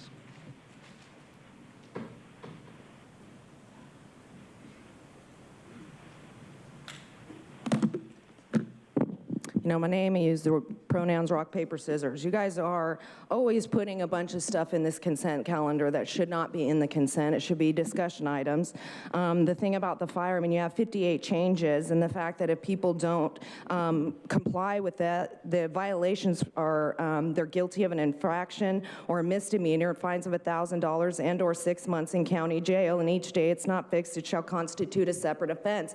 This is your way of getting like more control and getting us out of our homes and into densely populated areas. But why does it matter if like somebody has a driveway curb and you're going to make them pay to fix that because now you're changing all of this stuff? And then the off-road vehicles, like you want to make sure that you conserve land by now enforcing more off-road vehicle crap.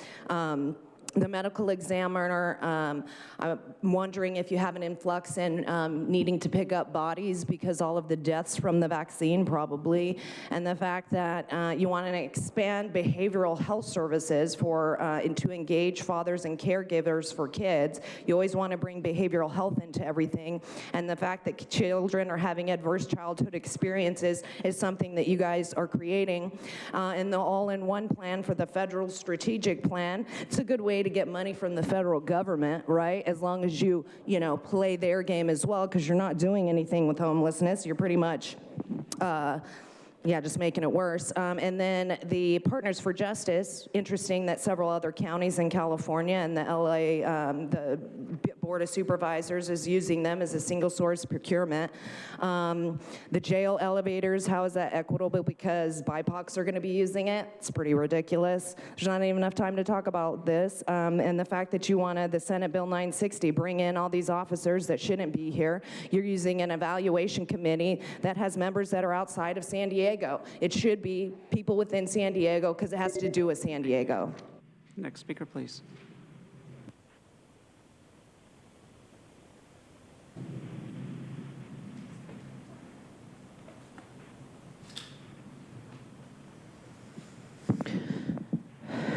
Consuelo, addressing the homelessness and also the seniors. In a world of propaganda, the truth is always a conspiracy. And gradually, though no one remembers exactly how it happened, the unthinkable becomes tolerable, and then acceptable, and then legal, and then applaudable. The perfect dictatorship would have the appearance of the democracy, but would basically be a prison without walls in which the prisoners would not even dream of escaping. It would essentially be a system of slavery, where through consumption and entertainment, the slaves would love their servitude. The greatest threat to mankind and all of life on this beautiful planet is not climate change, overpopulation, terrorism, racism, or resource scarcity. No, the greatest threat to mankind is the same today as it was over 1,000 years ago. We are ruled over by parasitical psychopaths who plunge us into war, manipulate us against one another, and flood our minds with fear, hate, bigotry, and ignorance with every chance they get, until you realize the government is not your friend. The law is not here to protect you. Money is not here to give you life. The church is not here to save you. The doctor is not here to make you healthy. The school system is not here to give you knowledge. The pharmacy is not here to cure you. You will never be free. The Trojan horse of the New World Order, Agenda 21, under the guises of climate change and terms like Build Back Better, the international all bankers through various fronts, organizations, UN, WEF, etc., are attempting to install totalitarian one-world government to rule over everything on this planet, including every one of us. Do not fall for it. Research, UN, Agenda 21, the Great Reset, 2050, Vision 2050. When all guns have been banned, when all the words have been said. Thank you. Your time is up. Thank you. Now we'll hear from those that requested to speak by phone. When it is your turn to speak, you'll be unmuted and you will hear a recording that will tell you to begin your comments after the beep. I'd remind the callers they should mute their TV or live video stream before they begin speaking. We'll start with our first caller.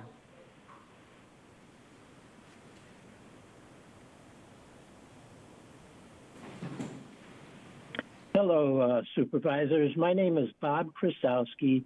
I'm speaking on item number 2, and I'm from Borrego Springs. I was hoping that more people would be here today, or I'm sure things are going on behind the scenes, but essentially, number 2 deals with the new or the perpetual ordinance from CAL FIRE that deals with defensible space. Well, here in Borrego Springs, we don't fit into any of the CAL FIRE defensible space categories. The lowest category they have is medium, high, and very high. And the medium is too extreme in terms of predicting wildfires. So what I'm most interested in speaking to you today about is the wildlife. And many birds and other animals survive in the California palm trees.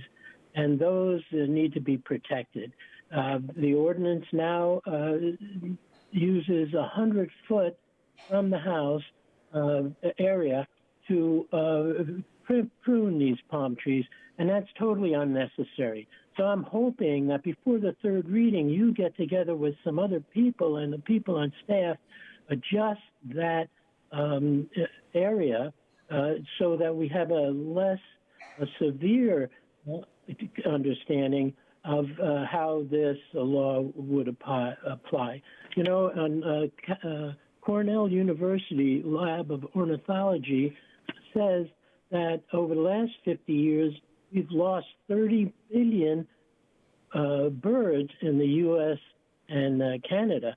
So I don't think we want to be a part of that. So let's finesse the law a little bit and reduce the footprint of the non-existent threat of.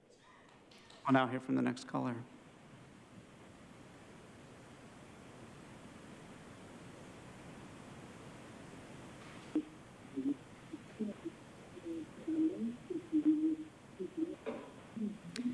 The next caller is Kathleen Lippett.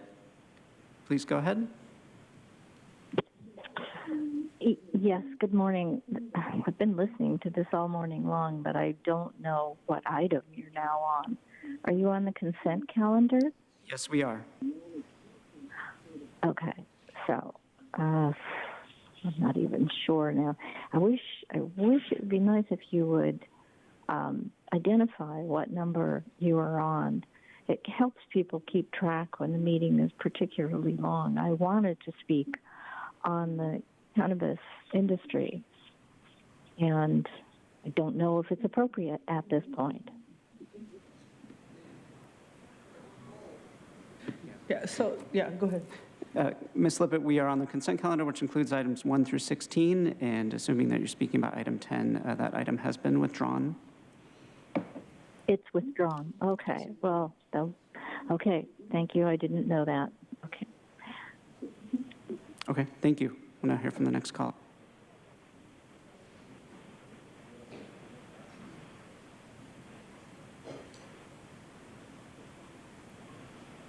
Good morning again, Supervisors. It's Mike Borello. So we slept, and overnight, another government agency set out to help crash the American economy and strike up another failure on Biden's long list of disasters.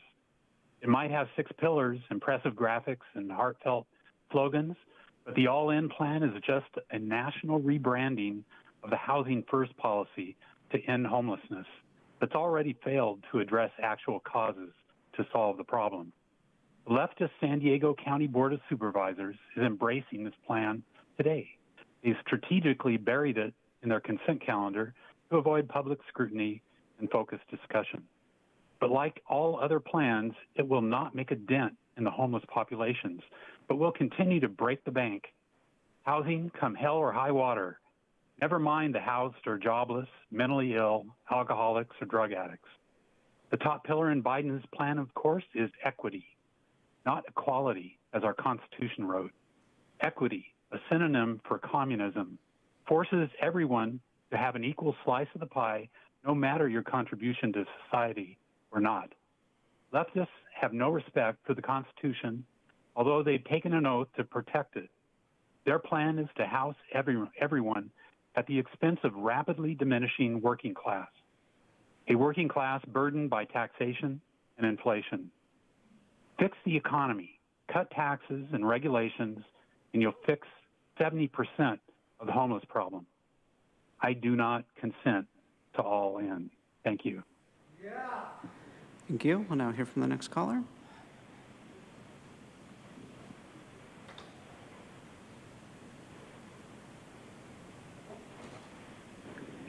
Good morning, Supervisors. I'm Jordan Bean, calling in behalf of the Regional Task Force on Homelessness in support of item number 5, updating the county's homeless action plan and adopting the all-in, the federal strategic plan to prevent and end homelessness plan. We know that working together is how we make an impact on homelessness. See the county, again, at the forefront of one of the biggest issues that we face as a region continues to be heartening.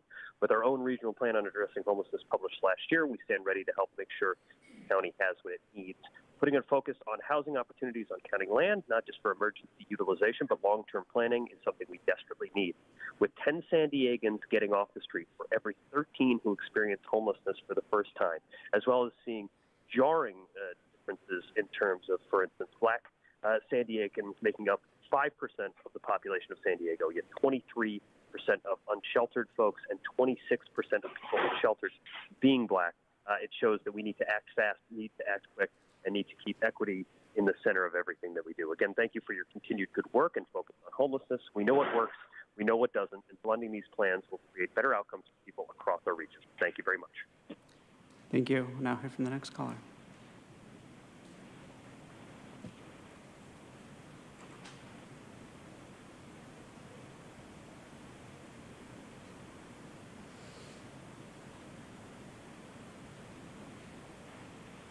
You say everyone hates you. I say only the real ones stay. This is true. Item 3 is a $2 million a year contract for the county medical examiner to retrieve and transport dead bodies. Item 4 is a contract for over $2 million in state debt dollars for a father-to-child program only serving Central San Diego. Is a father the same thing as a birthing parent? Item 5, NOR is bringing in the federal government with their all-in plan to extend homelessness. The U.S. Interagency Council on Homelessness will be in charge, where NORA's friend Javier Becerra serves as the vice chair. Item 6 gives a monopoly contract for over $684,000 to Partners for Justice, who want to, quote, dismantle and transform systems, including the criminal legal system, end quote, like true communists. Item 7, the county admin center's chilled water supply line failed, impacting temperature control. I say we leave it unrepaired, because Nathan's friends at the World Economic Fascist Forum say that AC is not sustainable. Believe me, you'll be happier with nothing. It's cheaper, too. Item 8 is $700,000 for 73 elevator doors. Item 9, the Code of Civil Censorship, written by the National Conflict Resolution Center, doesn't tolerate civic engagement such as clapping, and civic participation has decreased because people feel like they're speaking to a wall made up of disengaged, ignorant, arrogant, and unrepresentative supervisors. Item 11 allows undocumented illegal criminals to be peace officers, law-breaking supervisors giving jobs to lawbreakers. Item 12 allows foreign mercenary advisors to work for the County Office of Evaluation, Performance, and Analytics. Item 14 is Joel spending over $47,000 to buy a bacon slicer and pig scalder. Joel, all you care about is free bacon. Don't be piggish, Joel. No consent to the consent as usual, and I'll say more about it in non-agenda. All the items are as horrible as ever. I don't like any of them. Same thing. Thank you. Chairwoman Vargas, that concludes public comment on the items on the consent calendar. Thank you. And so before us, we have item 1 on fire protection district, and then items 1 through 16, regular agenda, minus item 10. We have a motion by Supervisor Fletcher and a second by Supervisor Desmond. Please vote.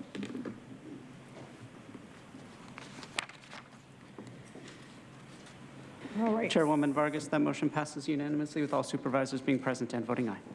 Thank you. The next item on the agenda is our discussion items. Item number 17, we're going to start with just supporting senior centers in San Diego County. Can we go ahead and call the speakers for this item?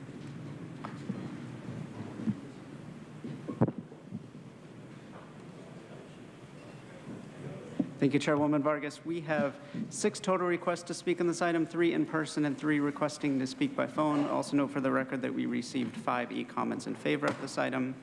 Any members of the public that requested to speak on item 17 by phone, please dial into the conference line now using the instructions that were provided to you. We'll begin with the in-person speakers, those in favor of this item, followed by those in opposition of this item. As your name is called, please come forward and stand against the east wall under the murals until it is your turn to speak. I'd like to invite forward Consuelo, followed by Mark and Audra. You'll have 2 minutes to address the board. If I've called your name, please come forward. Consuelo, Mark, and Audra. Item 17.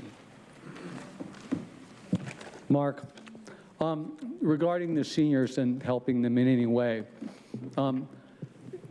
the seniors are only going to get poor, and you're doing nothing about the cause. The cause is anybody out there, you're a 5th grader watching 15 minutes of this video, the times are listed down here for these videos, could understand inflation and what's causing it. If you don't stop this, just as Mike Barolo was saying, if you don't fix the economy, you're not going to help anyone, not the homeless, not the seniors, not anybody. And by the way, in case you haven't been paying attention, the government's talking about shutdowns again and raising the debt limit. They can only do that so much. We're at about $31.5 trillion when we make about 21 or 22 trillion as a country. We cannot sustain that. We will go bankrupt if everyone doesn't see this video on the top for 15 minutes and understand what the bankers are doing and stop them. And you will not help the seniors. You will not help the homeless. Everybody will go down, starting with the poor, as usual, and the seniors who are on fixed incomes. And eventually, we will all go bankrupt. With a force majeure one day will be the term you'll hear on the news, meaning your money is insolvent, no good. The banks won't be open, your ATM won't be open, nothing will give you any money, which would be the time they would install their North American Union New World Order government and promise you some piddly amount for giving up your entire free way of life. So anyway, incredibly bad idea. I have no doubt with whatever these supervisors come up with will be detrimental and make them a lot of money while not solving the problem at all. Next speaker, please.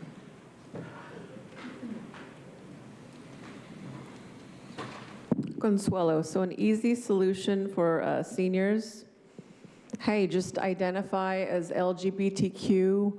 You can identify as, you know, trans. You'll get all the help you need. But seriously speaking,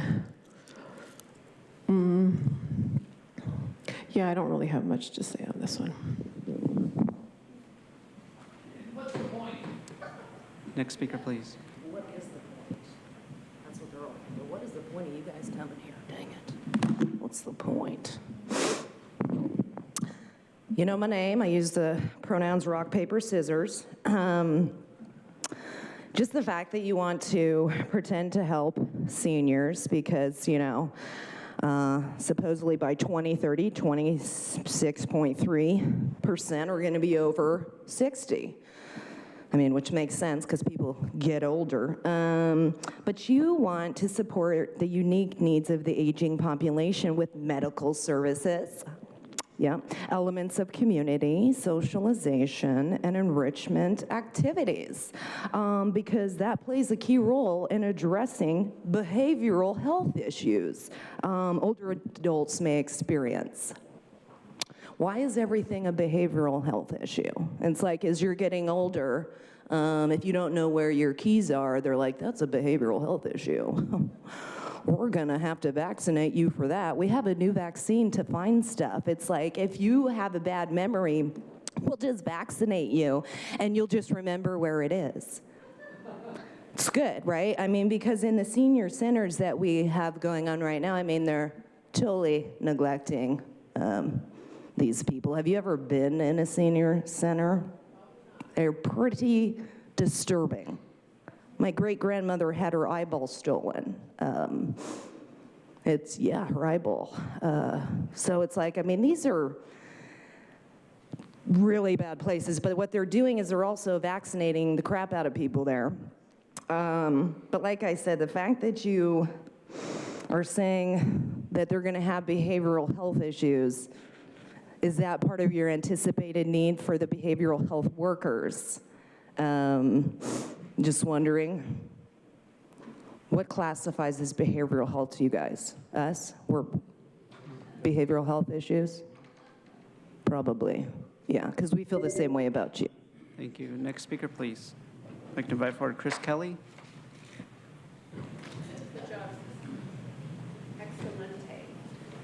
Hi, guys.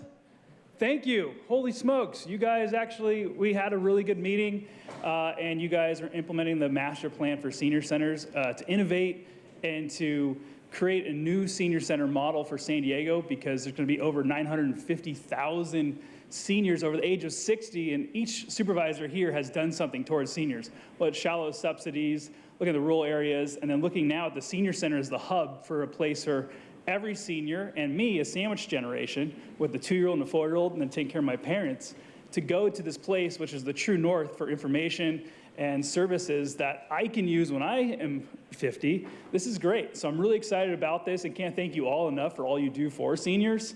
And I'm just really excited about you researching the master plan and possibly implementing it into the San Diego seniors, or the San Diego aging plan. But I think there's some really cool stuff that's going on in Arizona, Florida, obviously, which is like the senior capital of the world. But there's some innovation that we could do that will help us, not only older adults, but also people my age in my 40s and taking care of their parents and their kids. But this is really exciting because every community deserves a senior center in San Diego County that you can turn to and trust. So thank you so much for all you do and looking into this, and this is exciting. So thank you again. Appreciate it. Thank you. Now we'll hear from those that requested to speak by phone. When it is your turn to speak, you will be unmuted and you will hear a recording that will tell you to begin your comments after the beep.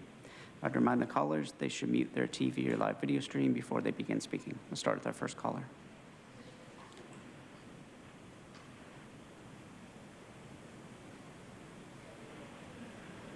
Good morning. I'm Paul Downey, President and CEO of Serving Seniors, and I'm here in strong support of this item and want to specifically thank Chairwoman Vargas and Supervisor Fletcher for bringing it forward and for the strong support of the entire board for older adults in San Diego County. Senior centers are critical to the overall health and well-being of older adults. They provide vital services like meals, case management, access to vaccination, and activities. But in some respects, and more importantly, they provide a place to belong with many socialization and volunteer opportunities. For many, senior centers provide a reason to get up, get dressed, and go somewhere where they can feel actively engaged with their community. Serving Seniors operates the largest network of senior centers in San Diego County. Our highly acclaimed Gary and Mary West Senior Wellness Center, located downtown, has received considerable national recognition. Additionally, the State Department has asked us to host several international delegations over the years who want to learn about our model. The Wellness Center offers an integrated mixture of support services, case management, meals, legal, dental, mental health activities, exercise classes, computers, and volunteering in a contemporary, vibrant building. We are proud that the Wellness Center is the model of what senior centers can strive to be. Serving Seniors is proud to stand ready to provide any and all assistance to the county as you evaluate opportunities to enhance senior centers throughout the region. Thank you. Thank you. We'll now hear from the next caller.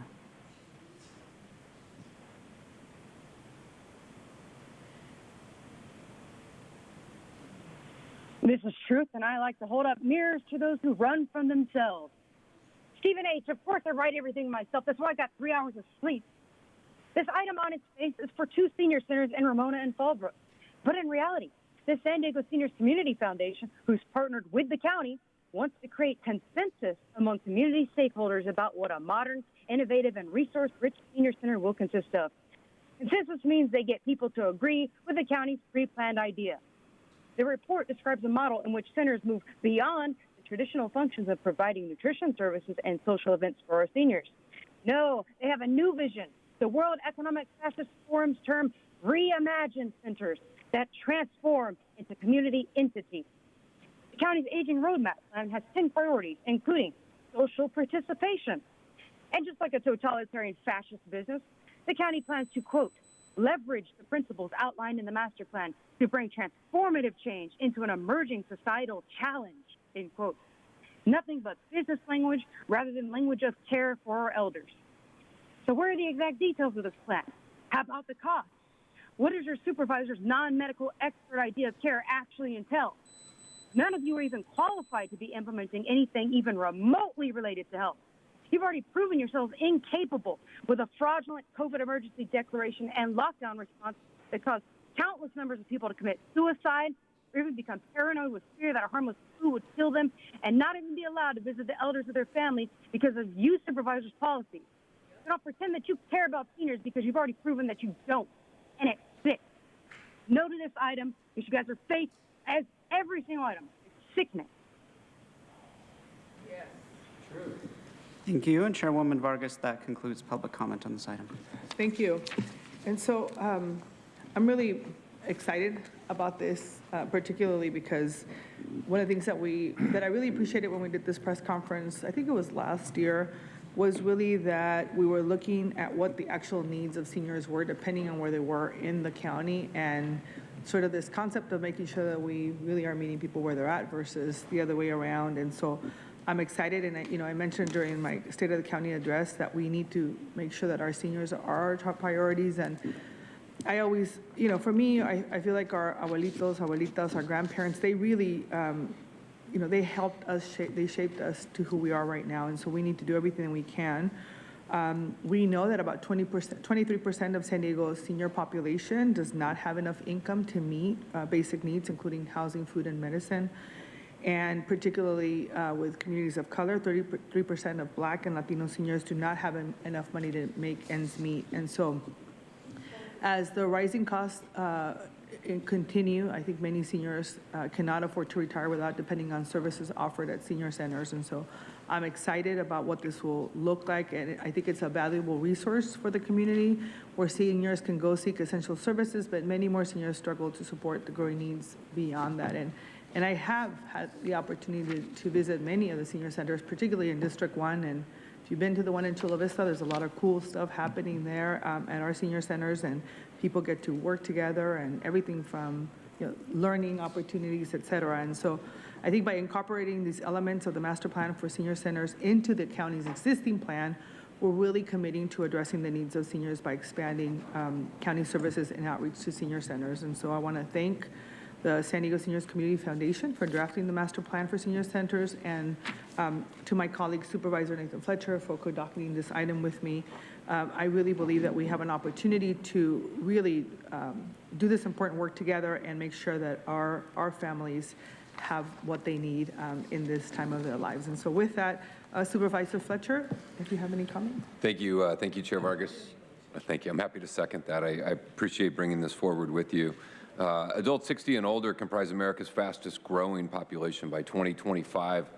All members of America's largest population group, our baby boomers, will be at least 60 years old. It's estimated that older adults 60 and older will make up more than a quarter of the entire San Diego County population by 2030, just a few years from now.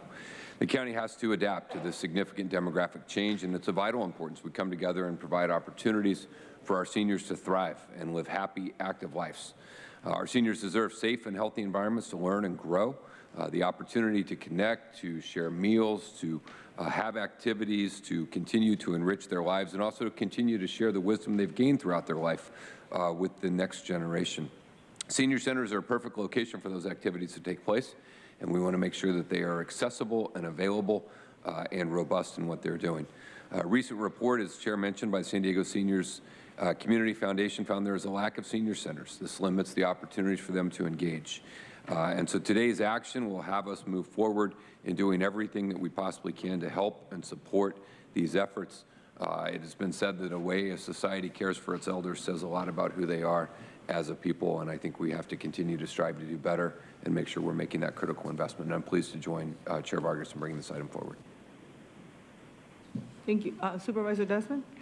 Thank you, Chair Vargas. I'd like to commend yourself and also Supervisor Fletcher for bringing this forward as a senior myself. And I'm glad to see this is moving forward for additional resources for our senior population.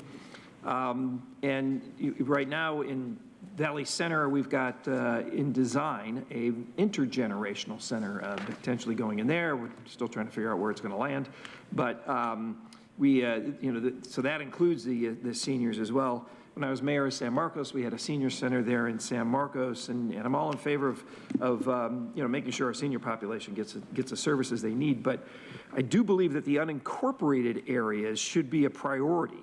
because we are their only service providers. The city of San Marcos, they had a senior center. And I know not all cities do, but being the only government agency for these unincorporated areas, I think we have to make them a priority.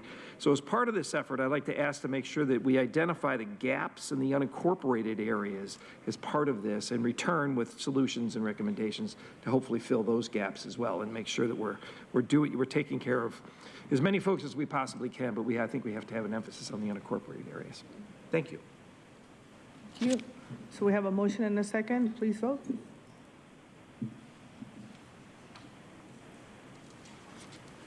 Chairwoman Vargas, that motion passes unanimously with all supervisors being present and voting aye. Thank you. Next item on the discussion agenda is identifying additional shelter solutions to address homeless in East County. And I'm going to go ahead and ask, did you want to speak now? Okay, we're going to go ahead and take the speakers for the public, and then we'll turn it over to Supervisor Anderson. Thank you, Chairwoman Vargas. We have 11 requests to speak on item 18, 5 in person and 6 requesting to speak by phone. Also note for the record that we received 9 e-comments in favor of this item. For any members of the public that requested to speak on item 18 by phone, please dial into the conference line now using the instructions that were provided to you. We'll begin with the in-person speakers, starting with the individual in favor, followed by those in opposition of this item. As your name is called, please come forward and stand against the east wall under the murals until it is your turn to speak. I'd like to invite forward Catherine Rhodes, followed by Mark, Audra, Consuelo, and Paul Hinken. Again, you'll have 2 minutes to address the board, and I'll ask you to please state your name for the audio record. Wonderful. Hello, this is Catherine Rhodes, and I want to tell you my favorite solution for homeless. It's putting them on our reservoirs. We have all this flatland reservoirs, flat land, that the water, that we get water from the Colorado River, it's evaporating into thin air. We're wasting money. The way you could save on waste is by shade. That's it. If we put housing on just exactly like they do at Santee Lakes. These are beautiful pictures of Santee Lakes. And what you just do is put Santee Lakes cabins on Google, and you can see how they're here. We could house families in here. And then, of course, you know, there's what I listened to the Santee City Council meeting, and what they said is that they'll be willing to put veterans, homeless, at the Edgemoor area. So what I would like for you guys to do in your Edgemoor area in Santee is actually say, let's put the veterans there. They said they won't have a problem with that. They'll have a problem with other homeless, but not veterans homeless. So that's a great solution. And then other areas which I think are super fabulous for it would be that lake, I can't figure, Lake Jennings.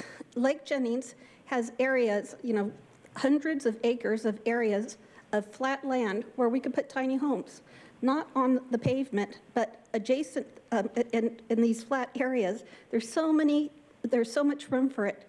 But the people at the people at the lake tried to say that you can't have homeless there because, you know, of drinking water problems. But it's not, what I'm saying, it's tents not on the lake, but adjacent to the lake. There's so much room that we could have things there. But so please just try to get veterans at the Edgemoor facility, and then supposedly people won't have a problem with that. Thank you so much. Thank you. Next speaker, please. Mark, as I've said at least 10 times before over the last 2 years, these people do not want to solve the homeless problem. They want to make money off it. That is what they're doing. That's why they failed every year, consistently, forever. For $12 million, not $50 million, they could have already put 7,500 3D printed 10 by 10 structures on Fiesta Island. They could snap into each other sideways and up and down. They'd be mobile. They could have a common cafeteria type area for eating and common bathrooms. They could link the sewage system to what used to be the Hilton, now it's Mission Bay Resort, I believe. Your counselors you already have set up helping the homeless could go and help the people get jobs instead of bank accounts. They'd probably be reintegrated back into society within a year. But they don't want to solve the problem. Their apartments, their low-cost housing is like nearly $500,000, At one point, it was over 800,000. This is the city taking our public land and designating it into their corporate system. And later, if they designate it for anything else, it's theirs now. This is just how they're usurping our property, which in the Constitution, they're not supposed to own it all. Oh, by the way, if you see any of these videos, the second one down is about how they've invested all of our money, our tax dollars from our parents, our grandparents and such for lifetimes. And they own corporate, they own controlling interest in Fortune 500 companies, et cetera. If that is our money, they're stealing it from us. They never tell you about it. This second video down on the corporation is the one you want to see. There are sections listed here. It's very long, but there are sections to make it easier. If all of the shares for the U.S. corporation were divided among the American citizens, there would be no homeless, and there would be no problem, except for the inflation that still needs to be stopped. Next speaker, please.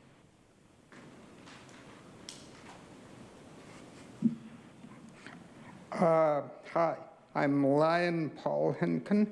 I believe a lot of the problem in East County stems from the homeless being moved around from place to place and having their stuff taken away. The homeless problem is, as I have said before, it's a multifaceted thing involving jobs and dignity, crime, mental and psychological problems, and drug problems, and then housing, which you keep talking about but never seem to do anything about. The hotel voucher program and any other shelters which congregate the homeless near homes need to be coordinated with the various cities and residents. The El Cajon voucher program was a disaster. You need to do more than you need to do more than just an interest survey of developers and potential hotel or program coordinators, operators. You must consider costs such as increased crime and police action, and citing these hotels or shelters near job centers would be nice. And behavioral services, by the way, so that the homeless don't sit around all day like the seniors in the senior homes would do. Thank you. Next speaker, please. Consuelo. A slave is someone who sits down and waits for someone to free them. Frederick Douglass. Those who are asleep focus on the puppets. Those who are awake focus on the ones pulling the strings. With that being said, to the people in the audience and at home, well, in the audience, who are begging government for help, have you not learned anything? Item number 18, right? So it's Homeless? focused to shelter solutions to address homeless in East County. Yeah, can I get by my seconds? I just want to make sure homeless. that you're talking to the thing. Yeah, I just want to make sure I'm going to get my 10 seconds back. Go ahead. You're stealing that too? Give me my 10 seconds back. I said, okay, go ahead. What is the problem? Just keep talking. Okay, so you're going to give me 10 seconds after? Jesus Christ. Please continue. She did, honey. To the people in the audience who are begging government for the help, have you not learned anything from history? Please understand what in fact they are doing. They could care less about you or your wants and needs. Everything is to fulfill an agenda. Please wake up to this agenda, 2030. You have to get it. It's not a conspiracy. It's been years in the making. It may be beyond a lot of the your capacity of comprehension, but please remember, the same people you are asking for help from is the same government that has done the worst, the most atrocious to its own people. It's time to stop falling into the same trap. This government is not here to help you. This government only enables dependency. They want us to depend on them for everything. We need to help ourselves. We must do what we can for the human species. The government has never, will never, ever genuinely do anything to serve its people, any of us. All they do is create more victims, more dependent slaves, more room for them to control us in everything we do. They are master manipulators. When will you wake up? When will you realize that we've all been programmed? Your time is up. Thank you. Next speaker, please. And just a reminder to all speakers, please keep your comments to the item that is before you. It's really disrespectful to the rest of the folks that are here to address this item. It's not to continue. free So speech. please, yes, there is free speech, but the item that is before you is item 18. So just to remind everyone, the item before you is identifying additional shelter solutions to address homelessness in East County. I'm not going to keep doing this back and forth. If you are not speaking to the item, you will be asked to not wait until later on with public.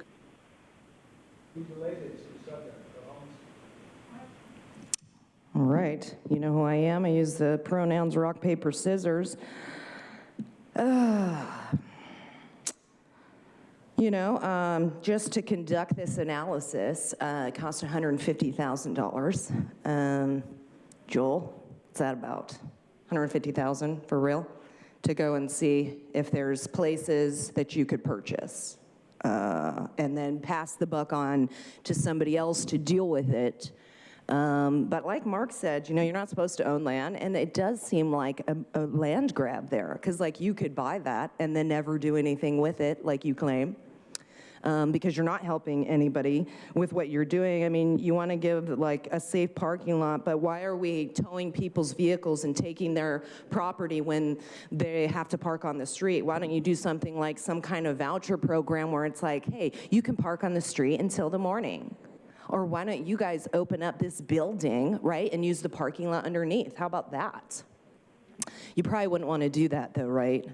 It would encroach into your guys' space, and then you'd have to see it and be like, oh my gosh, that's actually a problem. We should do something about it. And maybe do something instead of just getting money and creating these things and engaging with the federal government just to pretend like you're doing something. It's like busy work. Like, as long as it looks like our hands in all these buckets, it seems like we're really helping the problem, but we're not. We're not doing anything about it, except for collecting money and spending $150,000 just to conduct an analysis. You could probably split that between some homeless people and help them out, but why would you do that, right? Let's just vaccinate them and just tell them to move and be like, get out of here so it looks like we cleaned it up. It's good. It's so good. You guys are really good at destroying everything. Kudos. Thank you. We'll now hear from the individuals that requested to speak by phone. When it is your turn to speak, you'll be unmuted and you will hear a recording that will tell you to begin your comments after the beep. I'd remind the callers they should mute their TV or live video stream before they begin speaking. Start with their first caller.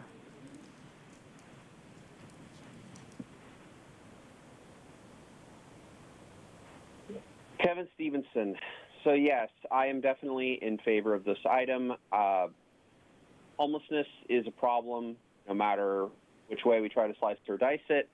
It's a problem not just in San Diego, but it's a problem in the county at large. And I'm definitely open to more solutions for helping the homeless in East County. It's not like elected officials over there are interested in doing anything. Bill Wells is too interested in going on KUSI and saying, look at what the big mean Democrats in the San Diego area are doing. They're dumping all their homeless people in my hotels, and they're doing drugs, and they're so scary. They expect us to house these people. Like, I know I sound like I'm exaggerating, but only barely. Like, that's been the type of rhetoric that's come from elected officials over there in East County, and it's not helping. Whether it's a shelter or tiny homes or whatever the best solution is, I would definitely like to see more affordable low-income housing built in the East County over time. Whatever the solution is, we have to act, because just going on KUSI or any media organization and pointing fingers and saying, like, you know, oh, they're putting the burden on us, like, it's not accomplishing anything. It's not helping these people get the help that they need. It's not giving them mental health treatment or shelter. And we have to act now. That is the point of my comment. We have to help these people, and I hope that you will vote in favor of this item. Thank you. Now hear from the next caller.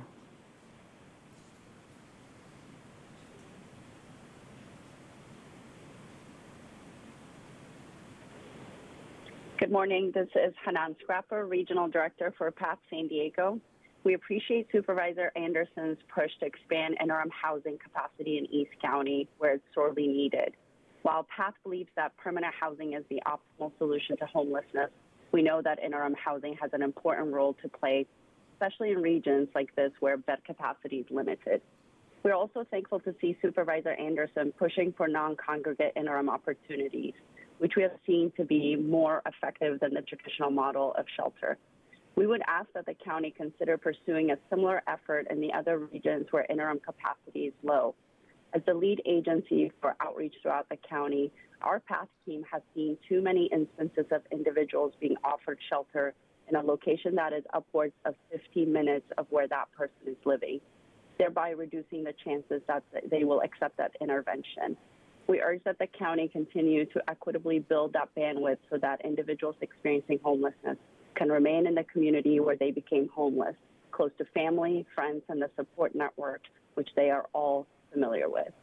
Thanks again to Supervisor Anderson and this board for pushing forward solutions. Thank you. We'll now hear from the next caller.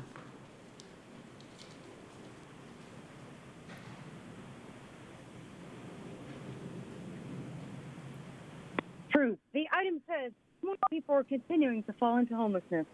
That's because you supervisors implemented lockdowns that destroyed people's lives. And you supervisors intentionally stem the flow of housing getting built by implementing tyrannical vehicle mileage travel fees, which increases the cost of building housing by millions of dollars. The item says, quote, the county's homeless response has included creative solutions, end quote. Creative is an understatement, but probably more accurate is creatively destructive and even fraudulent when it comes to the motel voucher program, Joel. Your parking lots don't even provide free movies to complete the drive-in experience. But that's okay, because we know that's the only sustainable housing that actually gets built. Hey, Joel, this is what the Santee City Council thinks about you supervisors' plan. 60 tiny homes in Santee next to housing, right in our arts and entertainment district makes absolutely no sense. I personally don't trust the county and what they say or what they want to do by what their actions approve. I do not support the utilization of our motels. This was done previously in the city of Santee without our implicit knowledge. People, they weren't getting right services that they needed. They were just given vouchers. I don't want that happening again in Santee. It's time for the county to work with us, because they just do what they want. We get no road improvements. We get nothing. We're not happy about it. I don't think you should make it a database for homeless people. You can't make it for gang members.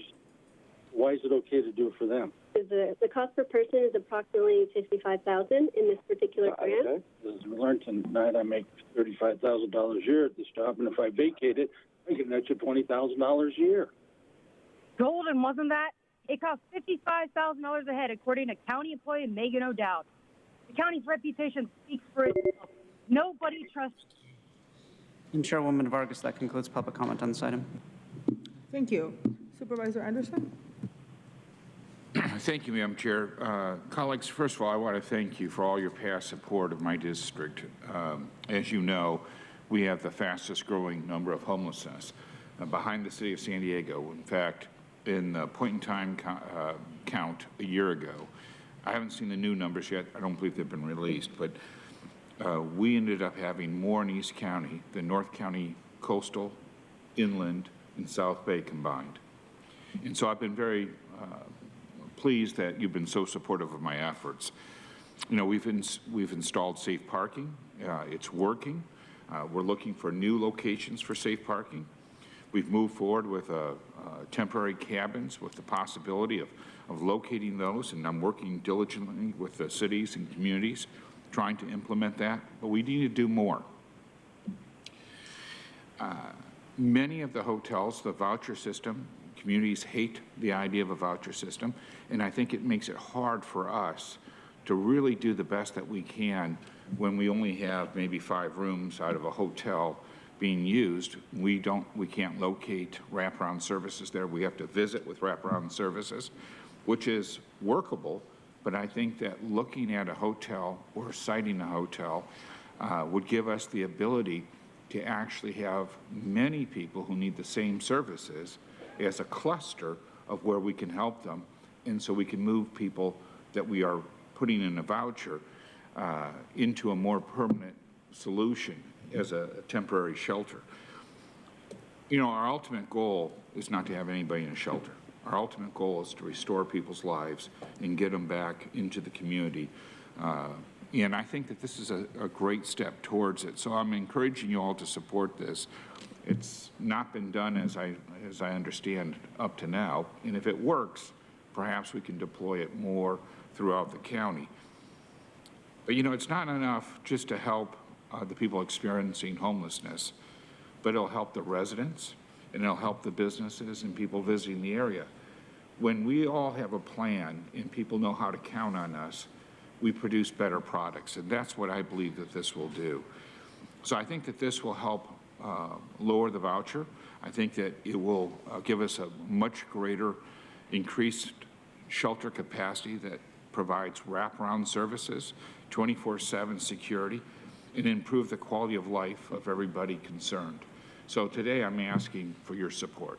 Thank you, and I make that motion. Thank you. There you go. We have a second.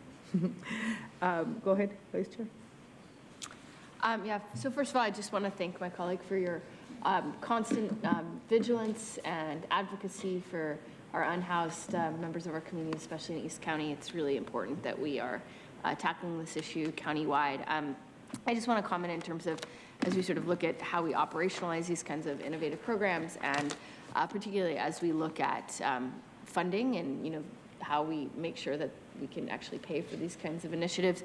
I'm really interested in Project Homekey and how we can better utilize Project Homekey. I know that the latest round of funding just opened up, and I think we did as great of a job as we could have last cycle in getting Project Homekey funds. So my only comment, I'm very supportive of this. I think my only comment is to ensure that we're really looking at Project Homekey as a potential revenue source in terms of how we could partner with affordable developers and, you know, get some money down from the state to San Diego instead of paying for everything out of our own general funds.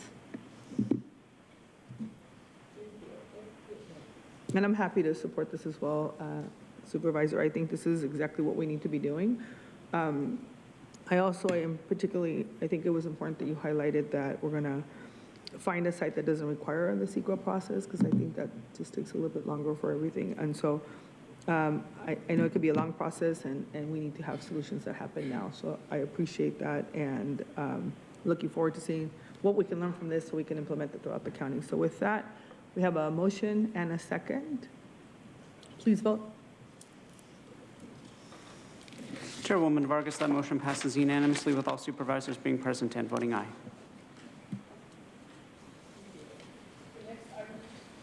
The next item for discussion is receiving the draft comprehensive report, data-driven approach to protecting public safety, improving and expanding rehabilitative treatment and services, and advancing equity through alternatives to incarceration. I'm going to hand the floor over to Sarah Gordon and Dr.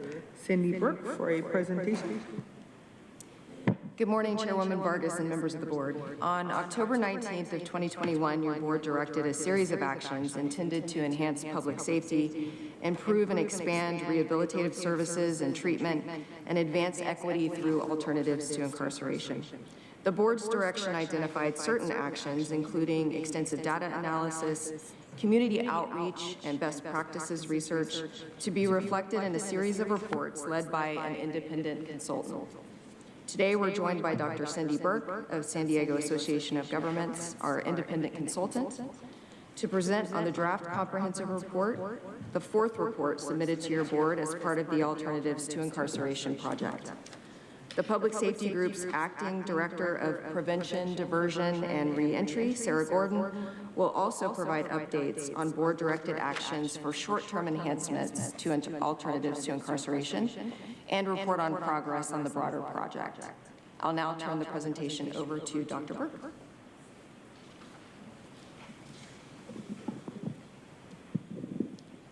Good morning, Chair Vargas and Board of Supervisors. I'm very excited to be here today to update you on our Alternatives to Incarceration study.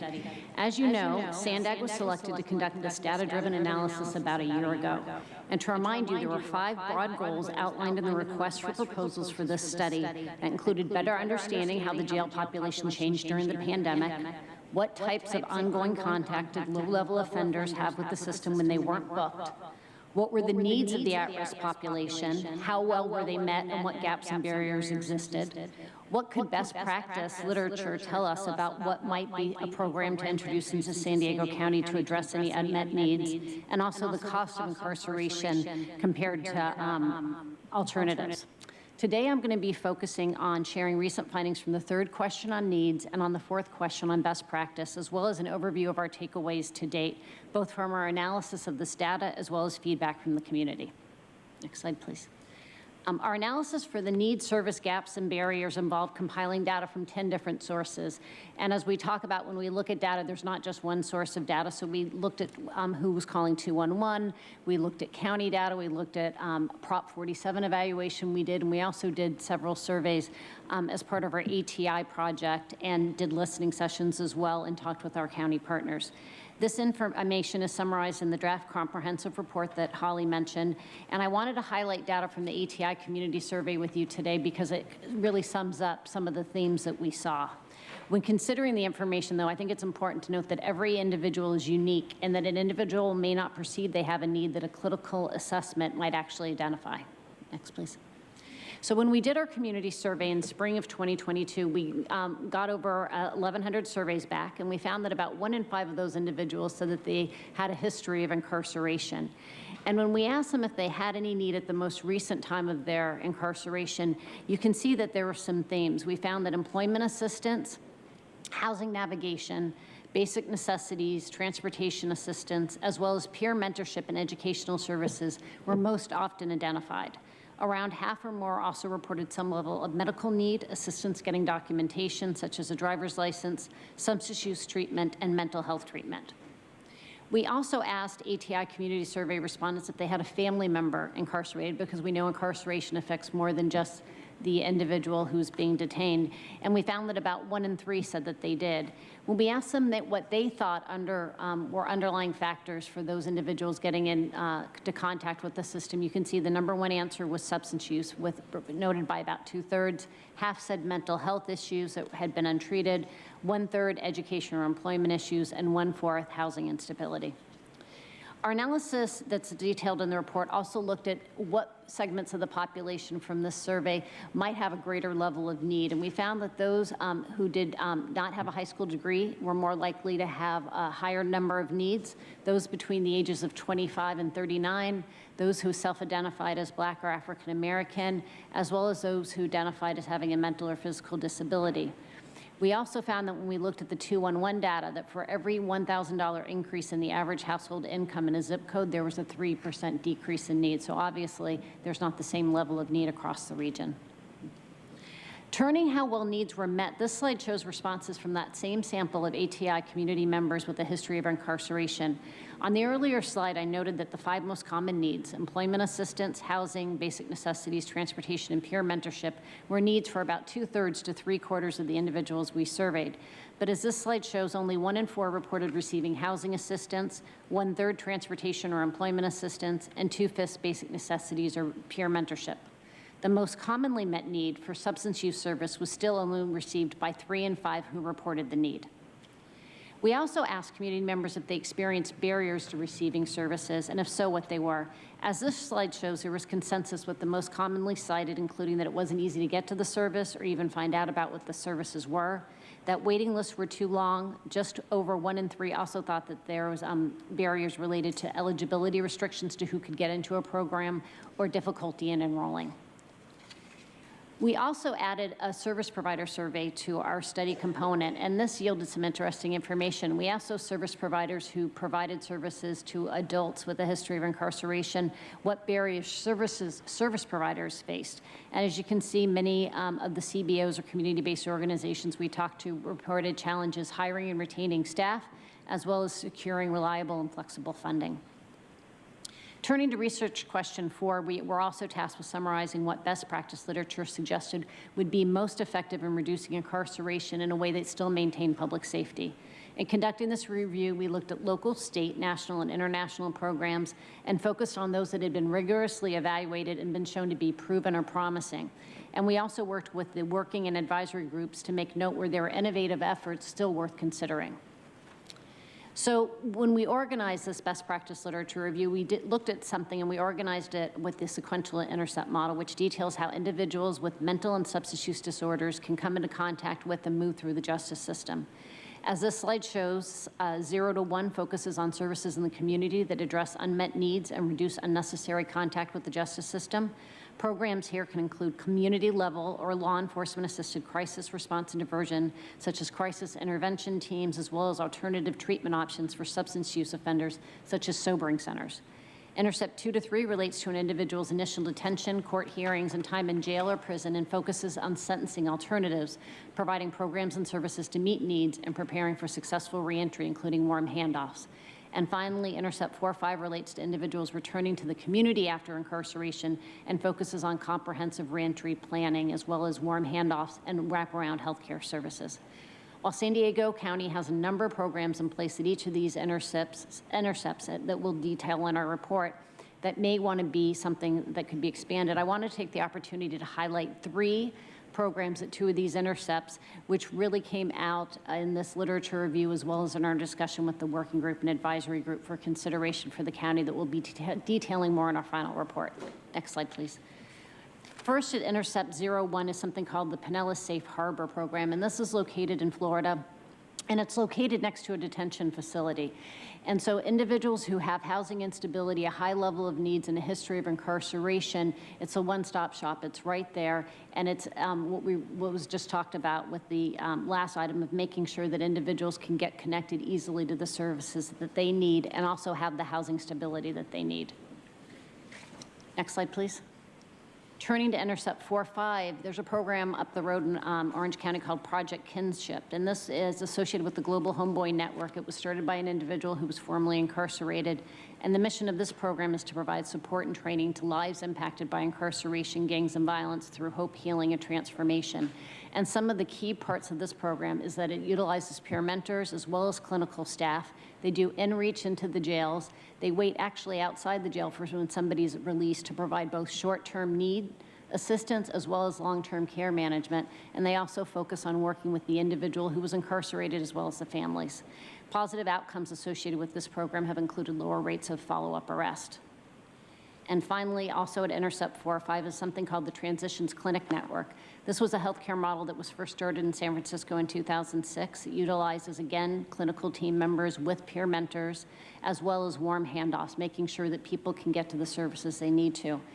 They're located in neighborhoods disproportionately impacted by incarceration, and there are currently 29 clinics in 12 states, including 8 in California. As part of this program, community health workers conduct jail in-reach also, ensure coordination of care, and the evidence-based research that has come out of this shows that emergency department visits and hospitalizations have been cut in half. Stepping back to summarize some of the common themes we've seen from our data analysis, ensuring housing and other basic needs are met is key. Many individuals have multiple needs that could be met concurrently. It's important to increase awareness of existing services and support people getting to those services. And we need to better utilize and work with peer mentors and those with lived experience to ensure warm handoffs and smooth transitions with jail and reach to post-relief services. Supporting community service providers to provide services with fidelity to program models and including appropriate staffing is also important. Turning to common themes we've heard to date from the community, including our advisory group, and we have 3 members I'd like to acknowledge in the audience, Darwin and Bill and also Charlene. It's important to address geographic and demographic disparities in law enforcement community contact, prioritize the use of non-law enforcement first responders when possible, and use incarceration as a last resort. In addition, we've heard the importance of increasing awareness of services and making the system easier to navigate, better utilize those with lived experience, make data and information available and transparent, and don't forget about programs already in place that could be expanded. We're working closely with our working advisory group shown here from a joint meeting on February 15th on the final recommendations that will be brought to you in May, and I expect a member of our advisory group will be joining us here at this dais to share their thoughts with you more formally at that time, but I'd like to share some preliminary takeaways. First, it's important to acknowledge that a regional focus from a preliminary punitive perspective to one that emphasizes rehabilitation and care first approach will require significant shifts across entities, and that prevention is just as important as reentry. Additionally, just having a service available isn't enough. We need to ensure that they're implemented with fidelity, people know about them, there are enough of those services and they're easy to get to, and that they are offered equitably and in the most appropriate settings. We also feel it's important to acknowledge the county's unique position to remove silos, engage with those with lived experience, and to truly see that one size does not fit all. The county is also in a unique position to facilitate data sharing and utilize data to improve practice. Finally, we also want to acknowledge the impact of justice system contact for all of those involved, as well as the need to think outside the box as we help individuals at risk for justice contact in terms of meeting basic needs related to being self-sufficient, including having a safe and stable place to live. In closing, we look forward to coming back to you in May with our final report, and I'd like to now turn it over to Sarah Gordon with the Public Safety Group. Thank you, Dr. Burke. County and public agency justice and health partners have been meeting for more than a year to review our practices and opportunities for increasing alternatives to incarceration. The work group is also reviewing SANDAG's reports, best practices from other jurisdictions, and advisory group and other stakeholder input to identify actions and recommendations to the Board of Supervisors.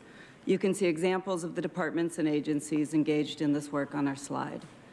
County alternatives to incarceration partners are also threaded with a related project on today's agenda, reviewing how we can advance data governance and integrate data to improve care coordination for justice-involved clients and inform planning and evaluation for justice systems and services. Project partners are also implementing actions previously approved by your board or that don't require board action. For example, the Public Safety Group has worked with HHSA, the Sheriff's Department, and other local law enforcement agencies to promote the use of crisis stabilization units, or CSUs, to law enforcement.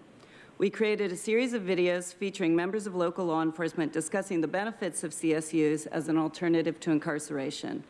These videos were presented to the region's Chief of Police and the Sheriff, as well as the agency's second in command at meetings in February. We also developed one-page reference materials seen on this slide for officers and deputies to direct them to the videos and provide information on how to access the county CSUs.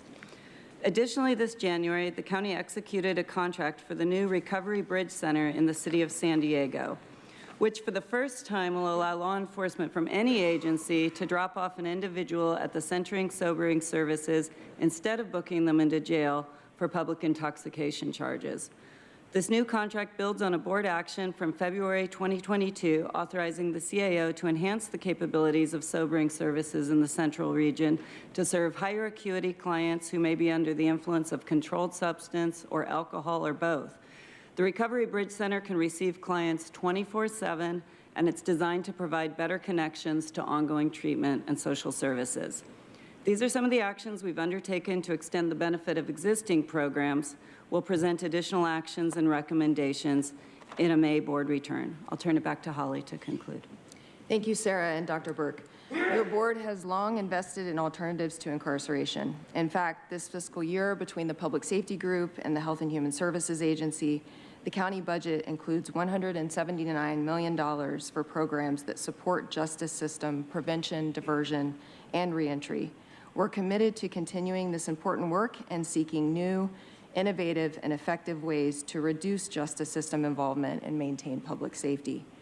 SANDAG will present their final comprehensive report, including recommendations to create and promote alternatives to incarceration in San Diego County, to your board on May 23rd.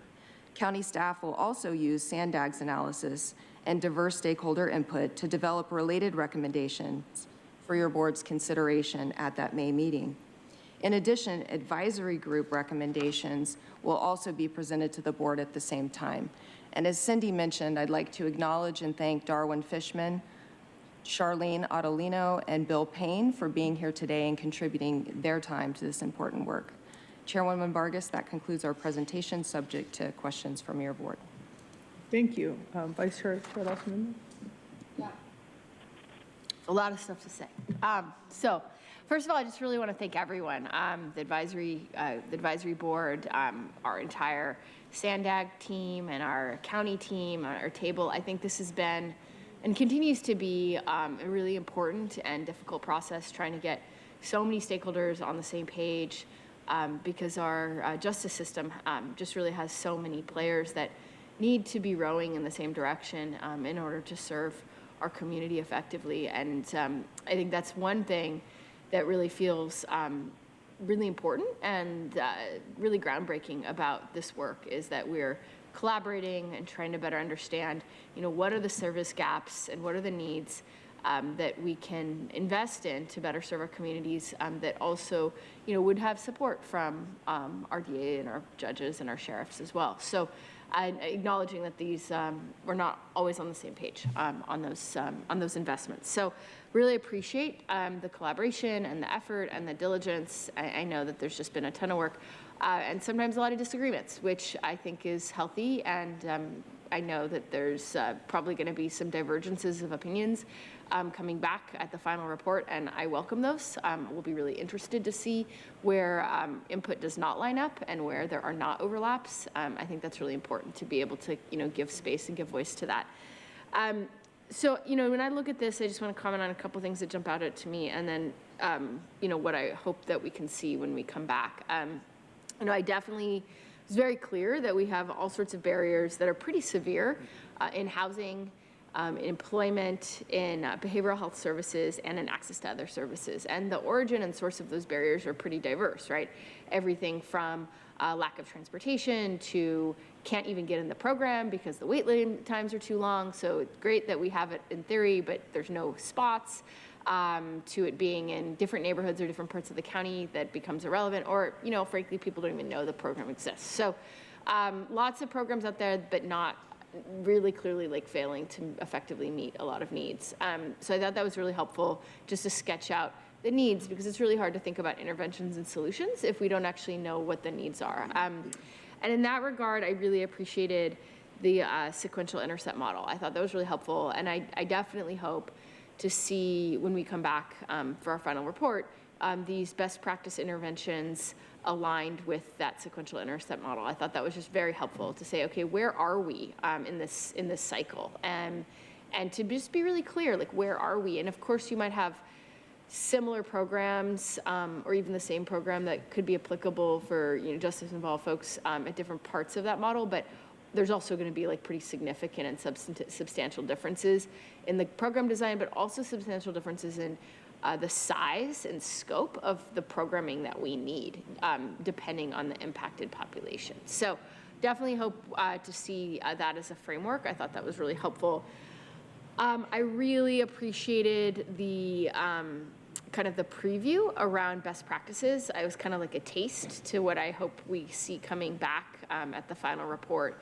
I think there's some interesting examples that you put up there, including the ATI work in Los Angeles. That's, I think they have a not as good of a name as us, whatever they're calling it. But anyway, similar kind of workflow and some good model best practices. And I want to see some more specifics on what they're doing in LA that we might be able to replicate down here. Also, just want to highlight and call out that I'd love to see a look at the pretrial diversion services in San Francisco.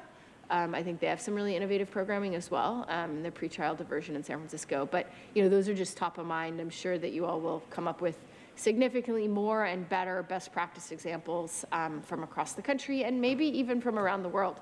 I know have a colleague who was just going to Norway to look at their jail system there to better understand how they keep their communities so safe and have such a low level of incarceration. And I think would love to see best practices nationally, but also, where useful and applicable and relevant, looking at best practices in other countries as well. So really leaning into that. I think the more specific and concrete we can get, the better when we come back. And what I would like to say, I'd very much hope to see that we're not just pointing to, hey, let's look at this one program, but rather here is a recommendation on how this program could be applicable in our community, how many people we would need to serve, where we would need it to be located, how much it would cost, really like what does that mean to have a best practices here in San Diego? Because, we could all just spend a couple days doing like a Google search of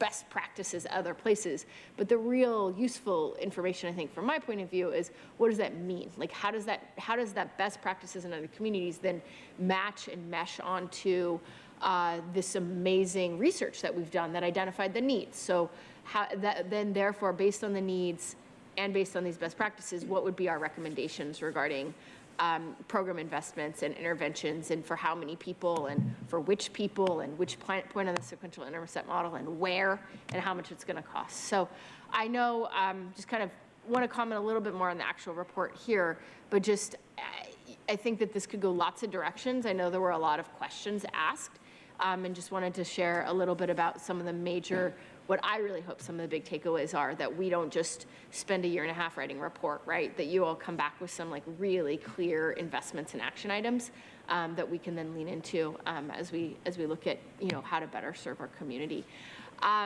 So those are some of my big thoughts. I also just really wanted to acknowledge that you all had a difficult time, a lot of difficult methodological questions to grapple with. Really appreciate the good judgment in not leaping to conclusions when data was not available. I think that's very thoughtful. I know there was a few questions that you were asked to answer and you couldn't because there was no data, and I just so appreciate the willingness to say we don't know because we don't have the data, instead of putting out misleading statistics that then spiral us all in the wrong direction because we're missing like key data points. So I know that was really difficult to be asked questions you don't have data to answer. Just really appreciate the bravery of coming back and saying we cannot answer these questions because we don't have the data. So those are some of my big thoughts, and I think just zooming out, we know that it was about a year ago. There were, I think it was 9 booking charges impacting annually about 12,000 people in San Diego County. It's a lot of people, right? 12,000 people, 9 booking charges that we have consensus on that we really need a different approach. And that's a big deal to say 12,000 people, every year we're going to have a different approach, and we're going to try to break this cycle in, cycle out, cycle in, cycle out, put people in jail when it's the wrong place for them, spend a bunch of money on jail beds when it's not making a difference, it's not keeping our community safe, it's not helping folks get the help that they need, and we're not going to do that anymore. And it's a big pivot to make that commitment. And I'm really committed to making it work. It's not enough to just say, hey, these are the charges, these are the booking charges, these are the folks that we think need alternatives. We now need a real plan, because it doesn't do anyone any good if there are services available halfway across the county and they don't have a ride and they don't know about them. This is not meeting anyone's needs. So very excited for everything to come back, and thank you.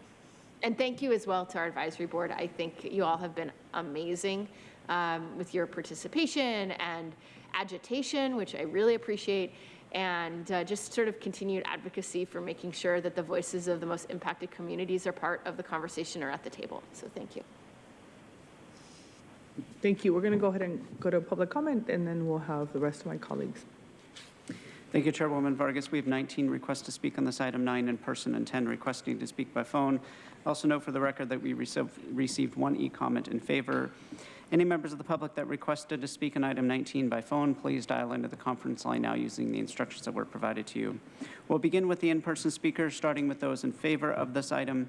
As your name is called, please come forward and stand against the east wall under the murals until it is your turn to speak. I'd like to invite forward Crystal Irving, Jerry Hall, Darwin Fishman, Tom Packard, Robin Sales, and Charlene Ottolino. If I've called your name, please come forward. You'll have 2 minutes to address the board. I'll ask you to please state your name for the audio record. You may come forward in any order.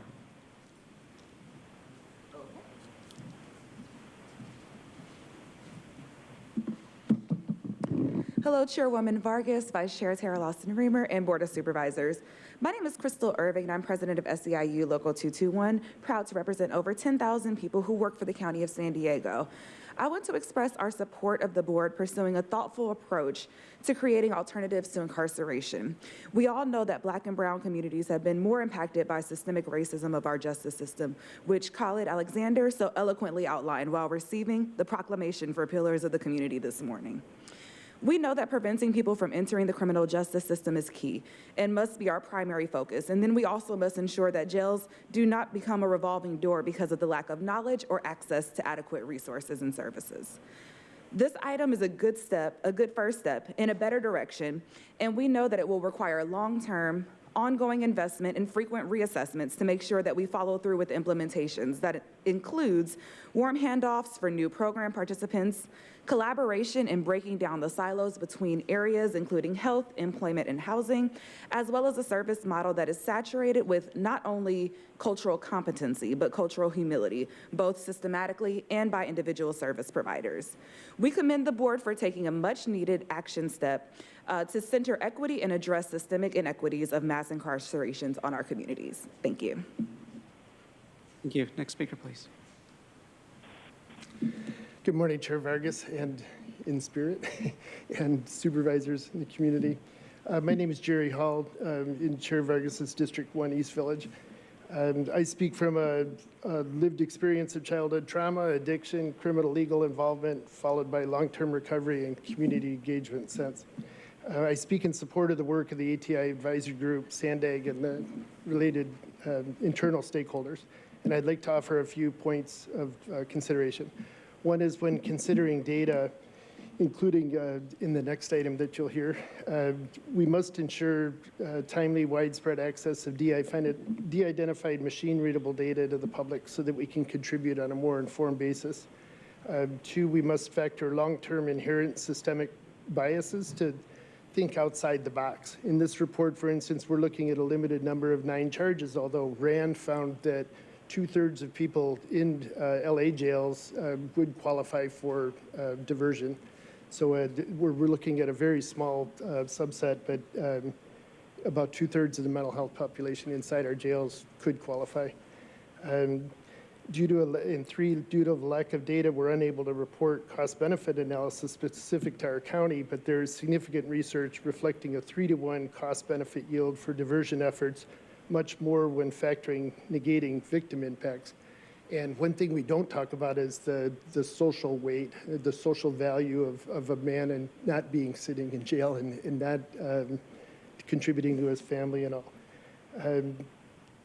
Secondly, when considering alternatives, we must look at the fact that around 2/3 of our jailed, or 2/3 of those in our jail are not receiving behavioral health services. We have to look at the pipeline long before we get involved in the criminal justice system, and that's speaking from experience. I was screaming for help before I hit the criminal legal system. Thank you. Next speaker, please. Hello, Dr. Darwin Fishman, he, him, his, and part of the ATI, as well as also a member of the Racial Justice Coalition in San Diego. And it's start by thanking Supervisor Tara Lawson-Remer for creating this space, and I'm glad we're having this discussion. And also thank Public Safety Group and also SANDAG. We've been working with them over the months, and my fellow ATI members in the advisory group. And I really appreciate what's been said. And I want to just actually change what I was going to say, because with the honoring of pillars, I really appreciate that being done. And you know, the real way, Racial Justice Coalition, we were also honored. And we really appreciate that. But you know, the real way to honor organizations like us and the work that we do is by passing something substantial in May. And at the end of the day, what you're really going to be evaluated on is a good amount of people that are being arrested in part of the criminal justice system don't need to be there. We know that it's homeless, we know it's mental health, know that there's racial profiling. And we can go back and forth when we have this, but hopefully what will really be decided in May is not just the policy part with changing that, but as a real way to measure it, and that you'll have real benchmarks and you'll have real timelines to see that success. When I've done ride-alongs with the police, when I was on the Community Review Board of Police Practices for the City of San Diego, and I did those 12-hour shifts, it's, of course, not a surprise for anyone to know that those shifts, when I was with those police officers, 80, 90% of their time, they were dealing with the homeless community. They were doing things like trying to determine with people that they came there with nuisance calls, do they need to arrest them? Will the person listen to commands and leave the area? So it's mostly infractions and misdemeanors. And they openly would talk about that they're not the ones that should be deciding this, that there are people that are better trained for this community that should be making a decision. These are not people that should end up in the criminal justice system. So that really is the bottom line, is with these marginalized communities, these communities that we work in, what are the better ways to serve them than law enforcement? Thank you. Next speaker, please. Hi, good afternoon. My name is Charlene Ottolino. I am the chair of the San Diego Reentry Roundtable. I am also a committee member for the Community Corrections Partnership. I also sit on Prop 47 as well as the ATI committee. I am here for multiple reasons. I've been in the reentry field for about 17 years. I used to work for the California Department of Corrections and Rehabilitation parole offices, and my ex-husband was a lieutenant for the Chula Vista Police Department. A couple of weeks ago, my son relapsed. He is bipolar, he has anxiety and depression, and has been struggling with substance abuse since the age of 15, which he first entered into McAllister Institute. Then later on in his 20s, he relapsed again. Because his dad was working for the police department, he was able to get into a private facility, Casa Palmera, up in Del Mar, which was amazing. But again, as I mentioned, he had relapsed a couple of weeks ago. Unfortunately, I could not get my son into detox. I have been in this field for 17 years, and I know how to navigate. I work with every agency in this county. And I was told for detox, it would take 3 days. He needed detox now. Then we tried to get him into inpatient. I had to kick him out of the house, and then I was on the phone with him so that we could try to help navigate this process. He couldn't get into inpatient. Not one inpatient. One inpatient facility, the clinical director, doctor, he did an assessment. My son scored 3.5. But then I was told he couldn't get into the other inpatient facilities because they only accepted 3.1. Being on this committee and being involved in reentry and in this space, I am hoping that we do have an alternative, because I could have called and had a 5150 on him. Thank you. Thank you. Next speaker, please. Members of the board, my name is Tom Packard. I'm a member of Showing Up for Racial Justice, North County, and I'm a professor emeritus in social work at SDSU. I appreciate the work that's been done on this report, and I especially appreciate the work of the advisory group. I see in the report that data from behavioral health services will be provided in the final report. I hope that report will include details regarding current and anticipated service utilization, and especially waiting lists for particular programs, and details from providers regarding the need for newer modified services. I hope those data will be used along with other data to lead to specific recommendations on the types and locations of services which need to be added or modified to ensure the full adequacy of needed services.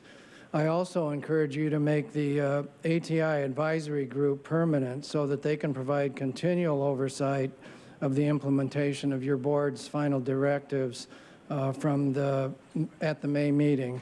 Thanks for your attention and for your leadership on this process.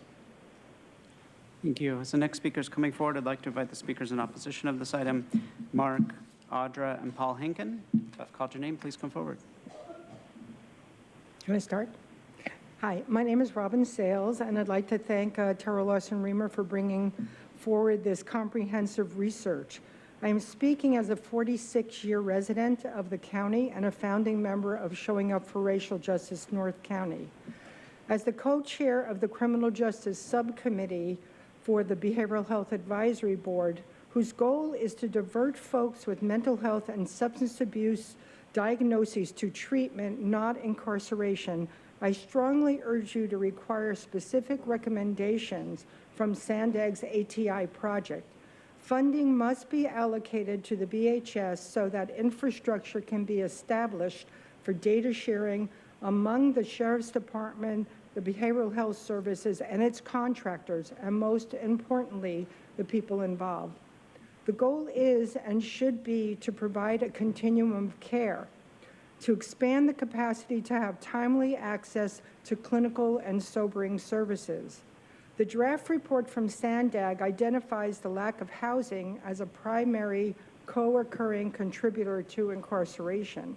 Without housing with wraparound services on a larger scale, I fear that the revolving door of incarceration will continue.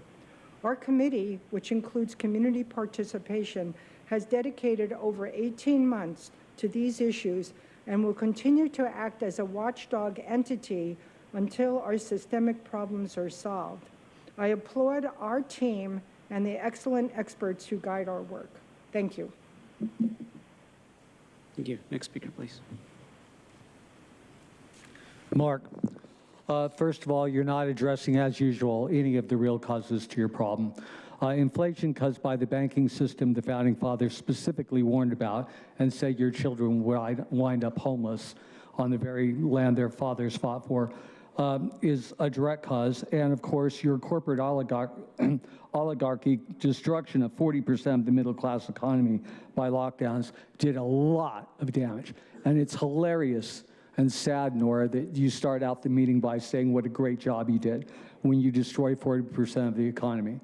A city being nuked in a war here in California would not have done that. Furthermore, as far as behavioral health systems goes, you'll be giving them a pill and try to convince them to be happy without a real living wage and no one who really loves them. Maybe they'll get, or maybe one of your programs will somehow get $55,000 per person like the prison. And if you just gave them a decent living wage and a good job and paid for a month or two's rent, maybe they could get back on track. But of course, you're not going to do that. And here are the videos you guys need to see out there on the internet. The top one is about inflation. If you see 15 minutes of that, there's times listed at the bottom. From 6 minutes and 40 seconds, you'll understand inflation and the scam that's happening here. So, and let's look at the system it's coming out of. It's like there are people that are breaking windows, stealing $1,000 or less of things, and they're not even being prosecuted. Murderers, such as the guy who murdered the bishop, supposedly, are getting bail. That's a slap in the face to society as a whole. So many other things. I doubt you'll help. It's sad. Next speaker, please.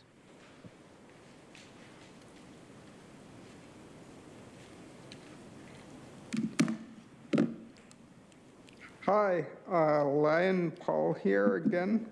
I have mixed feelings when I hear the words data-driven.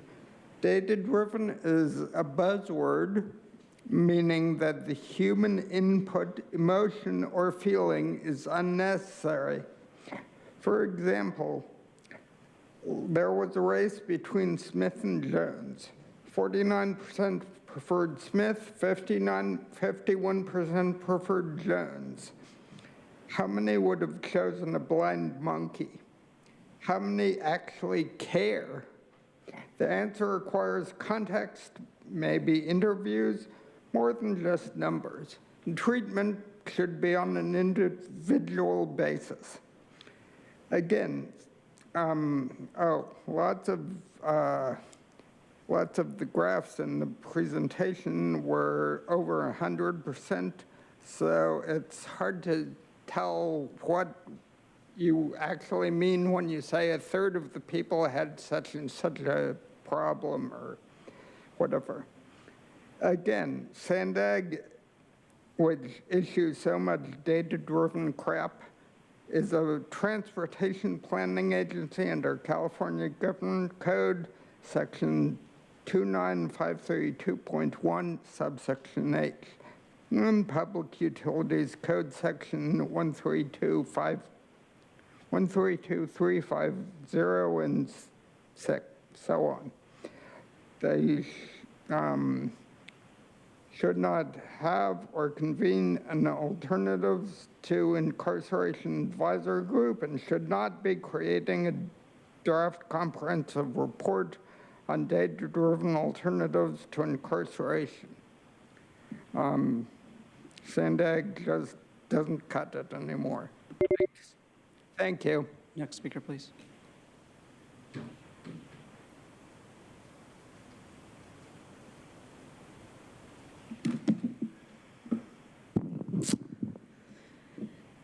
You know my name. I use pronouns rock, paper, scissors. So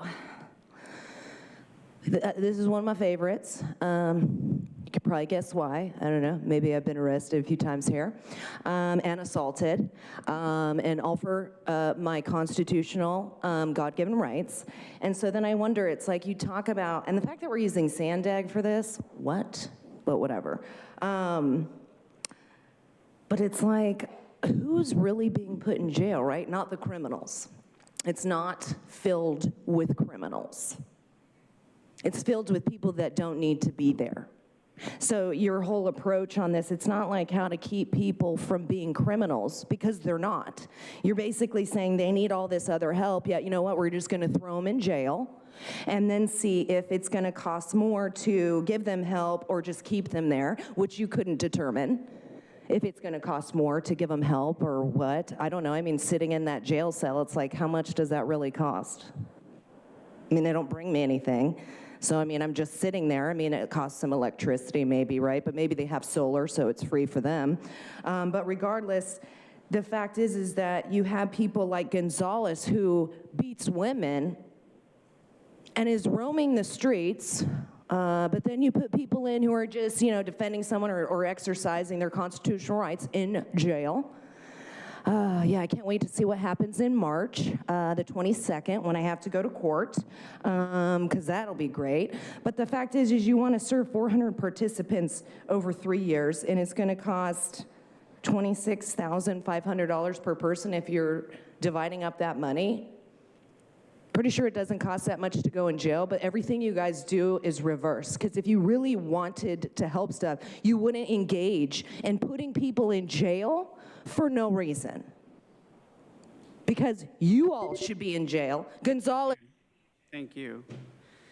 Now we'll hear from those that requested to speak by phone. When it is your turn to speak, you'll be unmuted and you will hear a recording that will tell you to begin your comments after the beep. I'll remind the callers they should mute their TV or live video stream before they begin speaking. We'll start with our first caller.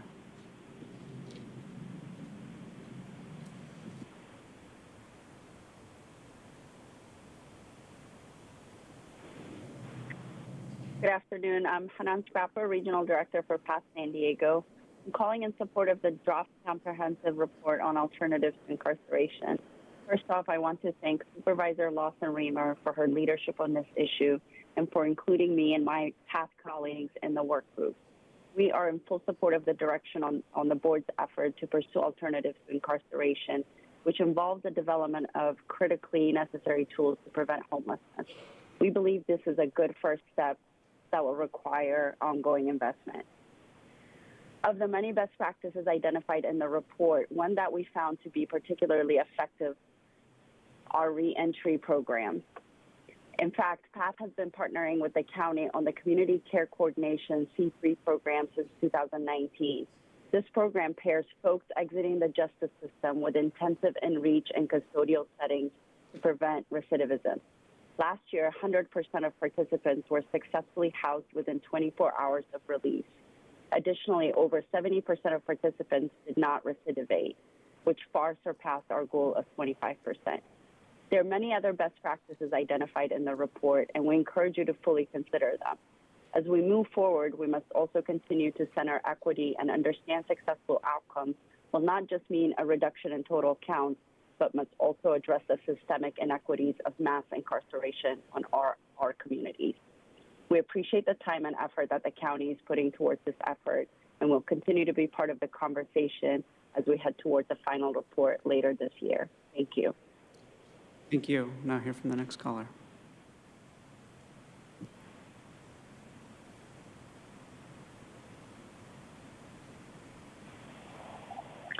Good afternoon, Supervisors. My name is Greg Angel. I serve as the CEO of Interfaith Community Services.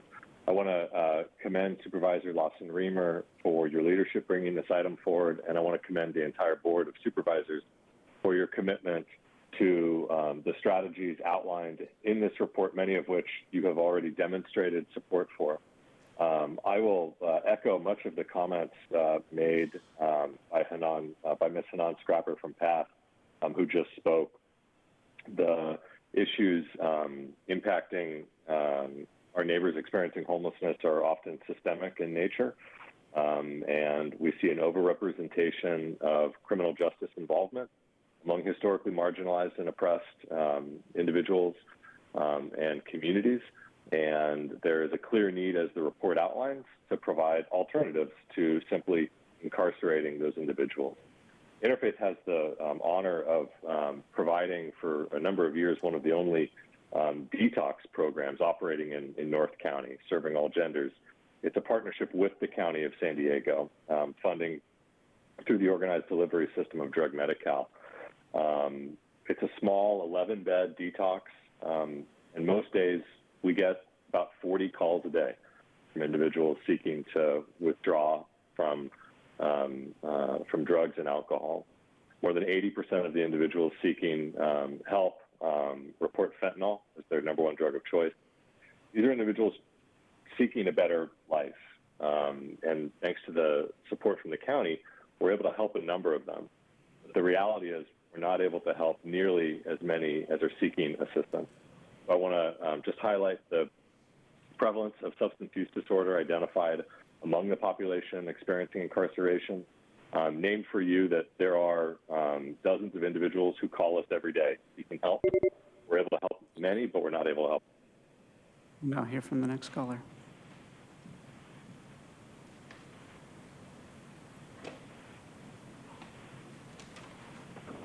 Good afternoon, Supervisors. My name is Jordan Bean, calling in on behalf of the Regional Task Force on Homelessness in support of item 19. We deeply appreciate the thought and intention behind this item, and we're excited to see where it goes, but we do have one reminder as it moves forward. There is significant overlap of the homeless system and the criminal justice system, as you've just heard from the past couple of callers, including both jails and prisons. People who have been incarcerated are nearly 10 times more likely to experience homelessness than the general population, and the numbers are even greater for Black San Diegans. The 2022 point time count here in our region found that 31% of inmates surveyed in the county jail reported that they were homeless at the time of their arrest. Successfully transitioning from a custodial environment to the community requires immediate access to safe and stable housing and supportive services to end the cycle of homelessness and incarceration, and to promote overall community public safety goals. We hope that housing continues to be at the center of this conversation as you work towards your final report. Thank you very much. Thank you. Now hear from the next caller.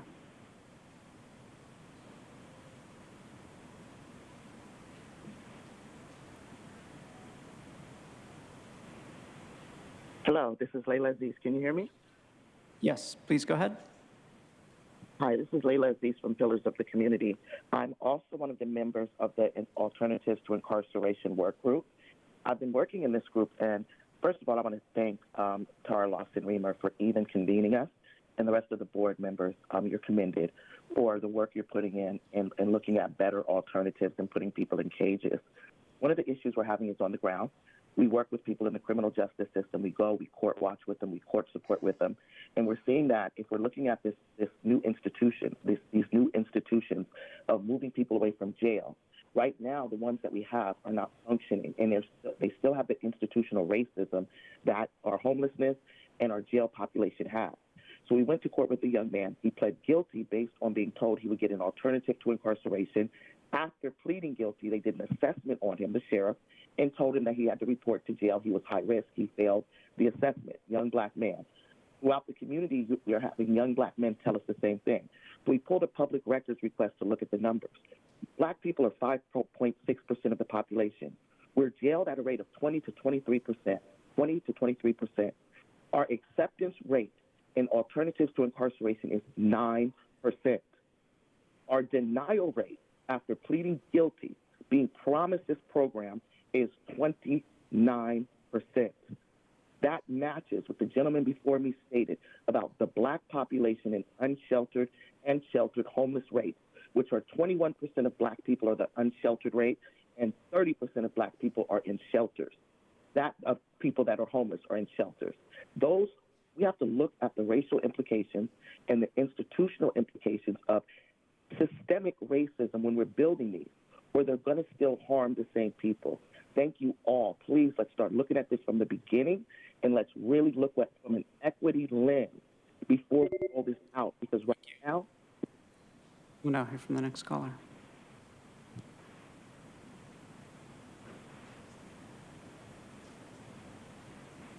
Truth. This item pushes, quote, community-based services added over time to create permanent alternatives to incarceration, end quote.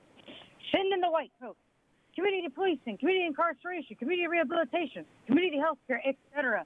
Exactly the same concepts already tried and failed in communist countries. Now, when I read the item called Sandag, an independent consultant, I literally laughed out loud.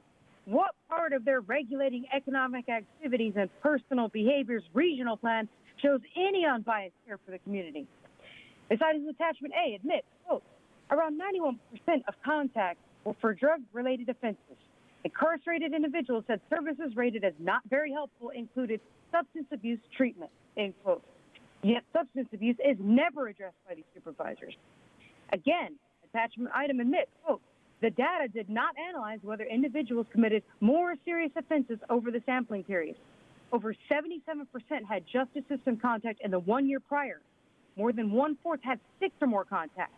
Over half also had contact in the 1 year after that instant offense, end quote. This item guarantees reoffenders. This is Helen's data-driven deception to justify alternatives to justice. No justice, no peace for victims of crime or society. Everyone will be victims rather than survivors who healed by their perpetrators paying for their crimes in the criminal justice system. The complete inversion of society. It's no wonder we're way past the point of a Band-Aid resolution. The day you supervisors, and you, Helen, are the victim of a crime is the day you understand the hard way about how important it is that a criminal be incarcerated after being found guilty so that they have no incentives to reoffend. Only when it affects you or your families is when you understand, and that's sad. I know I did like Sandag's use of the term criminogenic. I think that describes you supervisors and your decisions pretty well. And that's also very sad. Thank you, Chairwoman Vargas. That concludes public comment on this item. Thank you. Vice Chair? Yeah, I'd like to make a motion. All right, happy to second. Supervisor Desmond? Yeah, I just have a real quick comment, and I appreciate all the input coming in, and we absolutely need alternatives to incarceration, particularly with mental health issues and things like that we're facing. Jail is not always the right place to do it.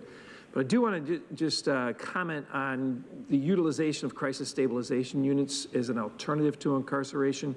And that might be the best answer there is out there. But what I want to make sure is we talk to the communities that have these crisis stabilization units. I'm very proud that we got 3 of them up in North County, but not all communities were receptive. And it took a lot of, explanation, and I think the fear was mostly from the unknown.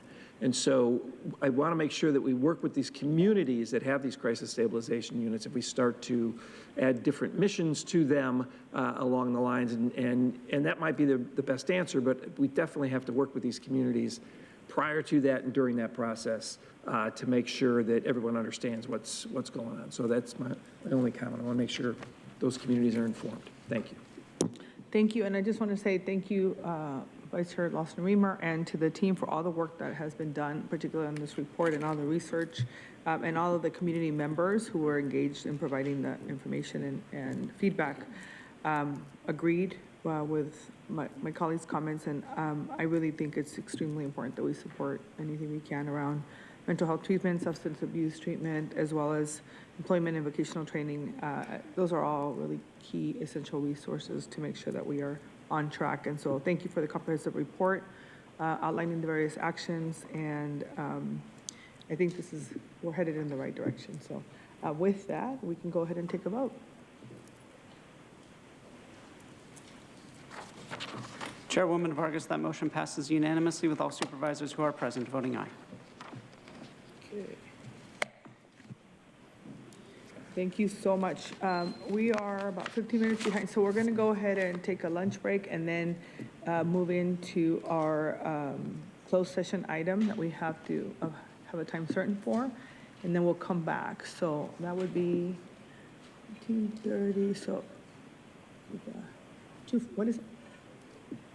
No. So it's 12:15 now, so 30 minutes, so 45, and then we'll start it, so 1:45.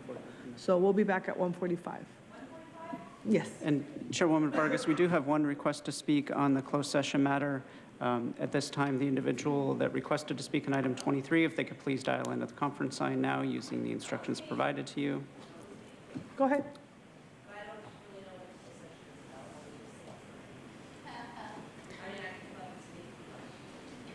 It's up to you. We also have a request from Truth to address the board. We'll give the caller a moment to dial in. We have two requests. Oh, two? So should I go first? Yes. Come forward. Yes, come forward, Audra.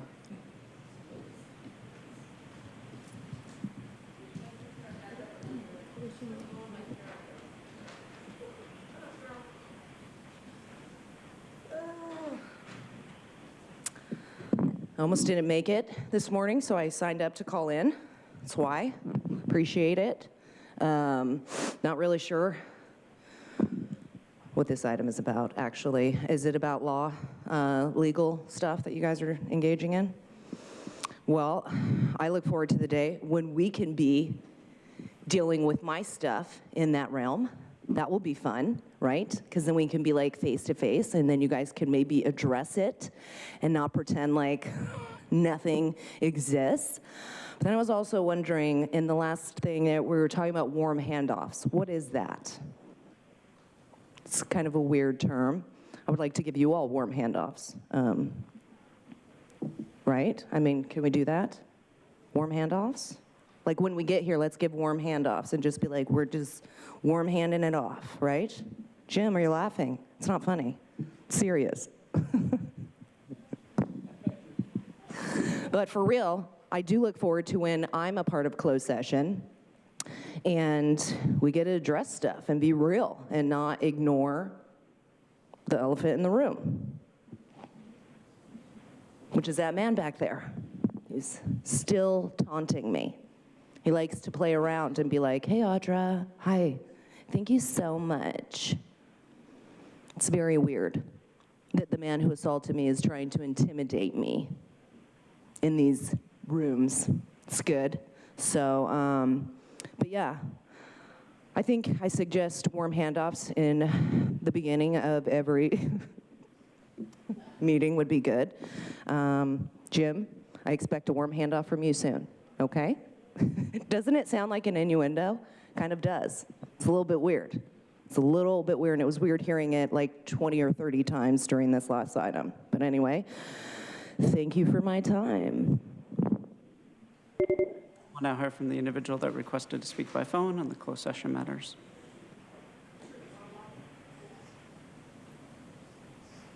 Truth, I actually researched these cases a little bit. Cases B and C are Alan Alter versus the County of San Diego. Alan Alter is a veteran who was wrongfully institutionally incarcerated in a state mental hospital for over 20 years because of California's mentally disordered offender program, which allows the state to force allegedly mentally ill offenders into a state hospital against their will and beyond their parole date if they commit a violent crime or if the state says they're a danger to themselves or others. In 1996, Alter missed one of his parole hearings and ended up in the mentally disordered offender program for over 20 years. Case E is Christina Frost versus the County of San Diego. Frost, a transgender woman, alleged that while in jail, they were placed with 3 men who punched Frost in the head, resulting in 2 jaw fractures and other injuries. Frost further alleged that some of the jail deputies witnessed the beating but did not immediately intervene, and that the sheriff's department has a history of failing to protect people in the county's care and custody. Unfortunately, that statement seems to bear some truth. Case J is Save Our Students, Safety Over Sorry versus the County of San Diego. The group Save Our Students alleges that despite the concerns of the Valle de Oro Community Planning Group, the county approved a permit for a charter high school in a location that residents feel is dangerous for children at a busy intersection with a liquor store next door.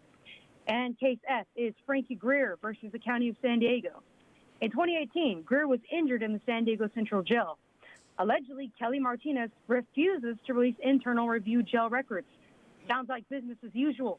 Kelly's refused to get back to me as well. To use retired Sheriff Anthony Ray's words, I can't stand people that sweep things under the table. Rather it's sheriffs legally or people with their own personal BS. Addressing issues head on with communication is key. So there's some interesting and serious cases here that are in litigation. Now you know. Thank you, Chairwoman Vargas. That concludes public comments on closed session matters, item 23. All right, we'll be going to lunch and then coming back at 2:45, right? Well, 1:45, sorry. The board will now recess into closed session at 12:45 to consider matters listed under item 23 on today's agenda. The board will reconvene at 1:45 p.m. for the remaining discussion items today. Could I have a word for a few seconds?